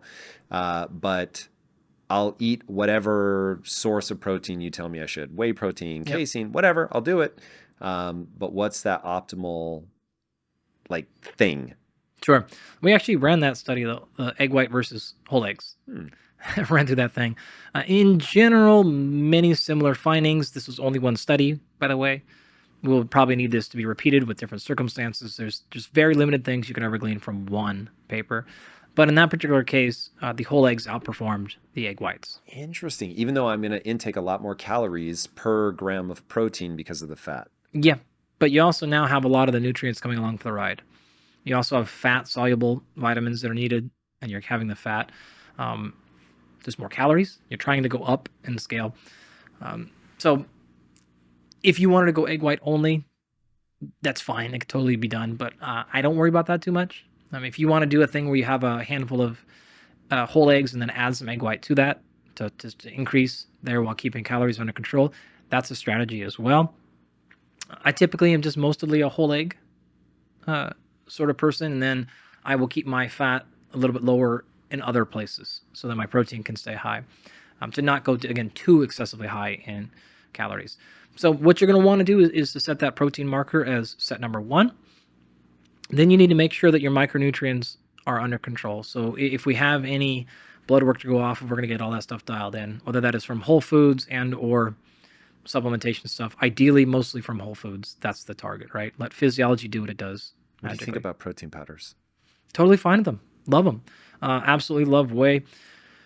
It tends to be very digestible. It is very practical. It is very transportable. So we can use it on the road when we have other limitations and things like that. It tends to make it easier for people to hit their protein targets. And it's very, very effective for muscle growth. It's also not required. If you hate it, you don't have to use it at all. We will use it pretty often unless somebody requests not to, for all those practical reasons. It is no more magical outside of the fact that it's very easily digested and absorbable. But whole foods can get you there as well, no problem. If your total protein intake throughout the day is equivalent, then your protein timing doesn't matter that much. So it doesn't matter that you have your protein immediately post-workout or things like that. As long as by the end of the 24-hour period you get to the same total amount of protein, you're good. And so that's when I say, like, it's easily digestible, fast absorbing, things like that, great. But if you don't like it or have some reason why you don't want to use it, no problem. We can get there through Whole Foods just as easy. Or the inverse. If you're just like, yo, like, I love it, great. I certainly have seen people that are, 5 to 6 servings a day of that easily. Whoa. Like, you can get there. Like, I don't think you necessarily need to, but we also deal with some professional athletes that are 300 pounds. So the numbers are a little bit different for them. But that's even for moderate people, 185 pound, 200 pound sort of folks. So I just see it as a viable option. We consider it to be powdered food, basically, and nothing really more than that. So highly effective. Protein and total calories there, micronutrients getting where it needs to be for your unique physiology as where we would go. We need to have enough carbohydrate to support training, and then to support and maximize recovery. Because if we're going to be training harder, we want to not just do the bare minimum, we want to maximize recovery. So what you're looking at there in terms of numbers, probably something in the ballpark of 3 to 6 grams per kilogram of body weight, roughly. It would be a carbohydrate number. So if you weigh 180 pounds, you're probably looking at the neighborhood of 350 grams of carbohydrates a day, like plus or minus, something like that. If you're training really, really hard, some of our competitive UFC fighters who are training multiple times a day, 600-700 calories or 600-700 grams of carbohydrate a day is totally normal. Jesus, just because the amount of they're training high super intensity hard workout that they're doing. Yep. We also Now, have do you folks. have keto athletes? I don't think we have any at the current moment. No. Because it's not very effective? I can't ever remember a circumstance where I told somebody who's not on a ketogenic diet that they needed to go on one. And we certainly had plenty that came in and said, this is what I want to do, help me do it better, which we have no problem. I'm not going to talk them out of that. If that's what they want to do. But I have not ever seen that. And I can't honestly envision myself ever taking an athlete and saying, you need to go on a ketogenic diet. Because the rate at which you can liberate fat and spark it is slow. Even just from a performance perspective, there's no evidence whatsoever that is performance enhancing. So now I'm changing your diet. Even for endurance? No, I've never seen any data to support that. If somebody said that they feel like they perform or had data, I'd believe them. But physiology is physiology. We don't also work with endurance, like ultra endurance runners or anything like that. Just candidly, we don't. Not that I wouldn't. I just haven't had a lot of those come across our desk. Probably handful, maybe. In that case, I would think about it more seriously. But for the sports we typically work in, the NHL, the NFL, Major League Baseball, things like that, it's not going to be a great fit for those folks. Unless they, again, came in really hell-bent on doing it, we'd help them get better. But I'm not going to change. It's a very hard thing to change to. There's going to be an adaptive phase. I'm going to miss 6 weeks, 6 months of high-quality training to just get them right back to the same performance. Doesn't make any sense to do that. So for non-athletes, though, boy, there's a ton of potential sense to do that if that's an easier system for you. On the carbohydrate thing as well, we also have people that do very well on much lower amount of carbohydrates, 200 grams, 150. I personally, I don't see any drop in performance with my own training and in my own ability to add muscle mass, even at like 100 grams a day. I'm totally fine there. I don't feel any drop in performance. I'm not obviously training as hard or as much as our pro athletes are, but I have no issue putting on muscle at that low of a number. So it can be anywhere up and down. And then basically you fill in fat behind all those things. So once you set protein, once you set carbohydrates, you can fill in fat. You do want to make sure you don't go too low. Oh, that can be a problem. So if you're getting that area of concern, like we'll step in for sure. Being too low will be problematic. Being too high is only really an issue of just gaining weight too fast. But there's really no harm to having extra fat. There's many important benefits of having fat in the diet for muscle growth. For sure. Have you seen people on a high carb diet, regardless of exertion, have inflammatory issues? Define high. North of 300 grams. Not necessarily. In general, I wouldn't say that. If you're looking at more of like, if you're north of 5 to 7 grams per kilogram body weight and you don't have any physical activity, then there I would be much more likely to see an association with that. That is also to say, I don't think many people have reason to be that high. They're not training very hard. Whether or not it's causing additional inflammation or not, it's certainly not necessarily needed. So I would not, even for our folks that, like in our executive program that really don't exercise much, I'm not putting them at 600 grams carbohydrate. And if they are, I'm probably trying to talk them out of that. Even if their inflammatory markers look fine, like I'm probably pulling them down on that pretty good. Why would you want to pull them down? What's the knock-on effect you're worried about? It is very easy to overconsume carbohydrates because of availability. So my concern would be in that direction. We're also going to be checking for other markers of dysfunction. If they're totally fine, as I said earlier, like we don't coach labs, we coach people. If they feel great, if their performance is great, and by performance I mean their physical performance, their cognition, their focus, their energy, their ambition, all that is exact. Their sex drive is all where they want it to be, and they feel amazing, and they're at 600 grams carbs a day, like totally fine. I have no issue with that. If they don't feel great though, or have something going on, and the other things we tried aren't working, then I might say, all right, let's pull the carbohydrates down a little bit, because you don't have that energy demand, so why be there? Lastly, if they're at that number and they're not hypercaloric, that probably means something else is very, very, very, very low. And that would be more my concern. Not that the carbohydrates are evil, but the fact that it is taking the place of something. Either fat is way too low or hopefully not protein. Makes sense. Earlier you mentioned that weightlifting was good for brain health. Why? So I could spit out to you some different mechanisms, but why it's actually mechanistically improving brain health, I don't necessarily know. Very intriguing. Okay, I have to ask this question. The thing that has held me back in developing my own physique, nothing has slowed me down more than injuries. I know it's going to be impossible for you to diagnose, but when you see people that have routine injuries, what is your sort of go-to checklist for figuring out what's causing the problem? So number one, you want to start actually Occam's razor here. If your shoulder hurts, you're probably doing something with your shoulder it doesn't want to do. Right? Now, what is that case? Look, I would love to tell you, well, there's this like secret hidden stressor in your immune system. The reality is you're probably doing some shit with your shoulder that it doesn't like. That's going to solve the overwhelming majority of people's problems. Now, we have a quest. Now we're going on a little, a game going, okay, why? Now, is the pain localized? Is it there? Is the injury in the same spot of the pain? Yes or no? Okay, we're going to find that out. What's causing the pain? I can, just like earlier in our practice, like we don't resolve symptoms. I don't really go after symptoms. We go after, if we can, what's causing the symptoms. Sometimes you have to remove symptoms to allow you to then work backwards. So no problem. But the reality of it is, I'm not just going to say put an injection in there. Not that I can. Again, I'm not a medical doctor. But I would advise just resolving the pain. Don't just take Advil, blah, blah, blah. If you need to right now because you can't work, you can't sleep, cool, no problem. But that's not your long-term solution. You're just masking the pain. We need to work backwards and figure out why is the pain there. Is it actually there in the thing? Let's just say your shoulder.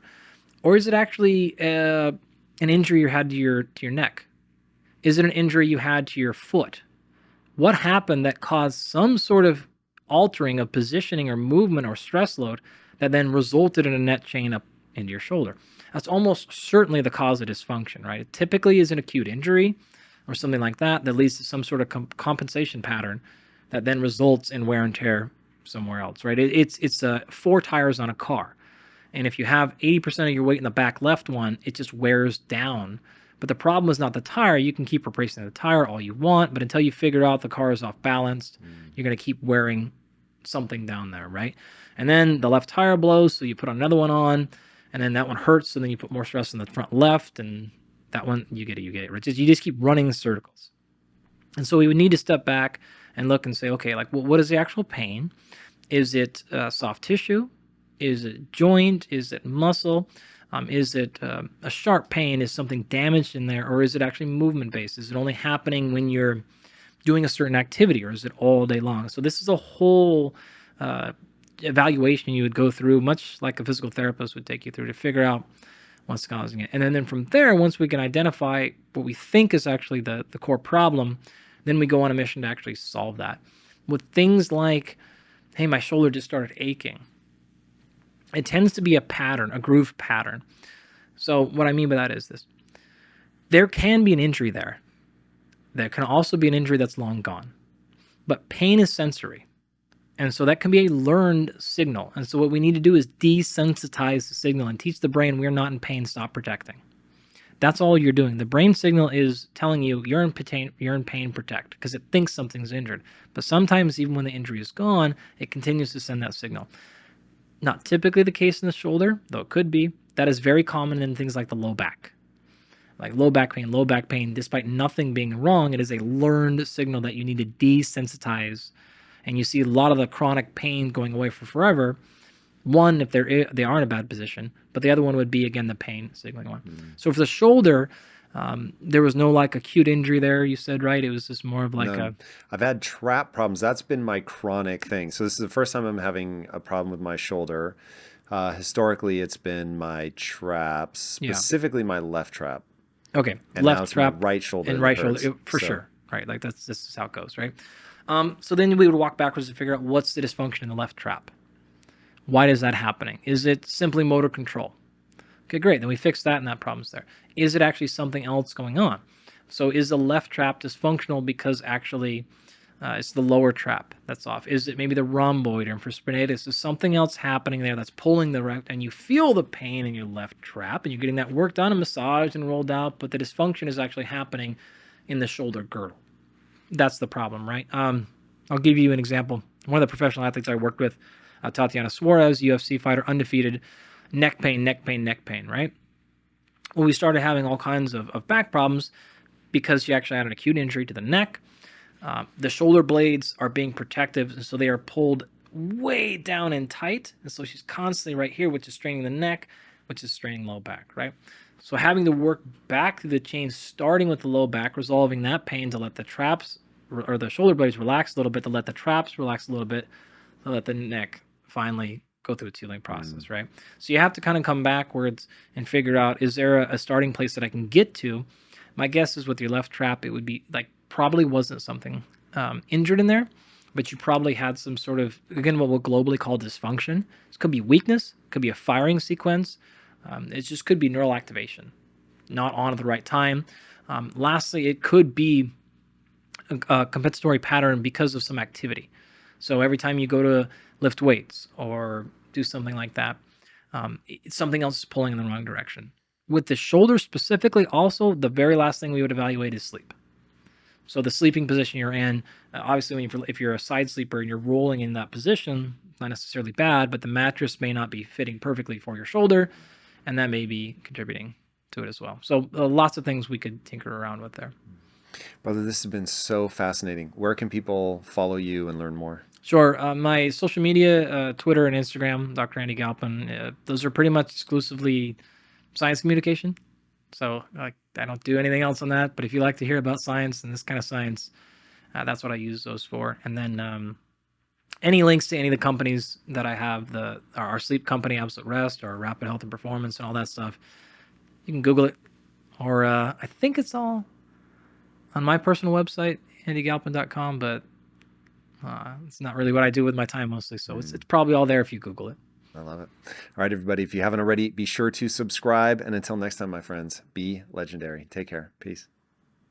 Click here to learn the daily hacks you need to melt away fat and build muscle. For lack of a better term, self-hate. I want to change who I am, but it's kind of this negative motivating factor, which you have to move out of into a self-love state of mind.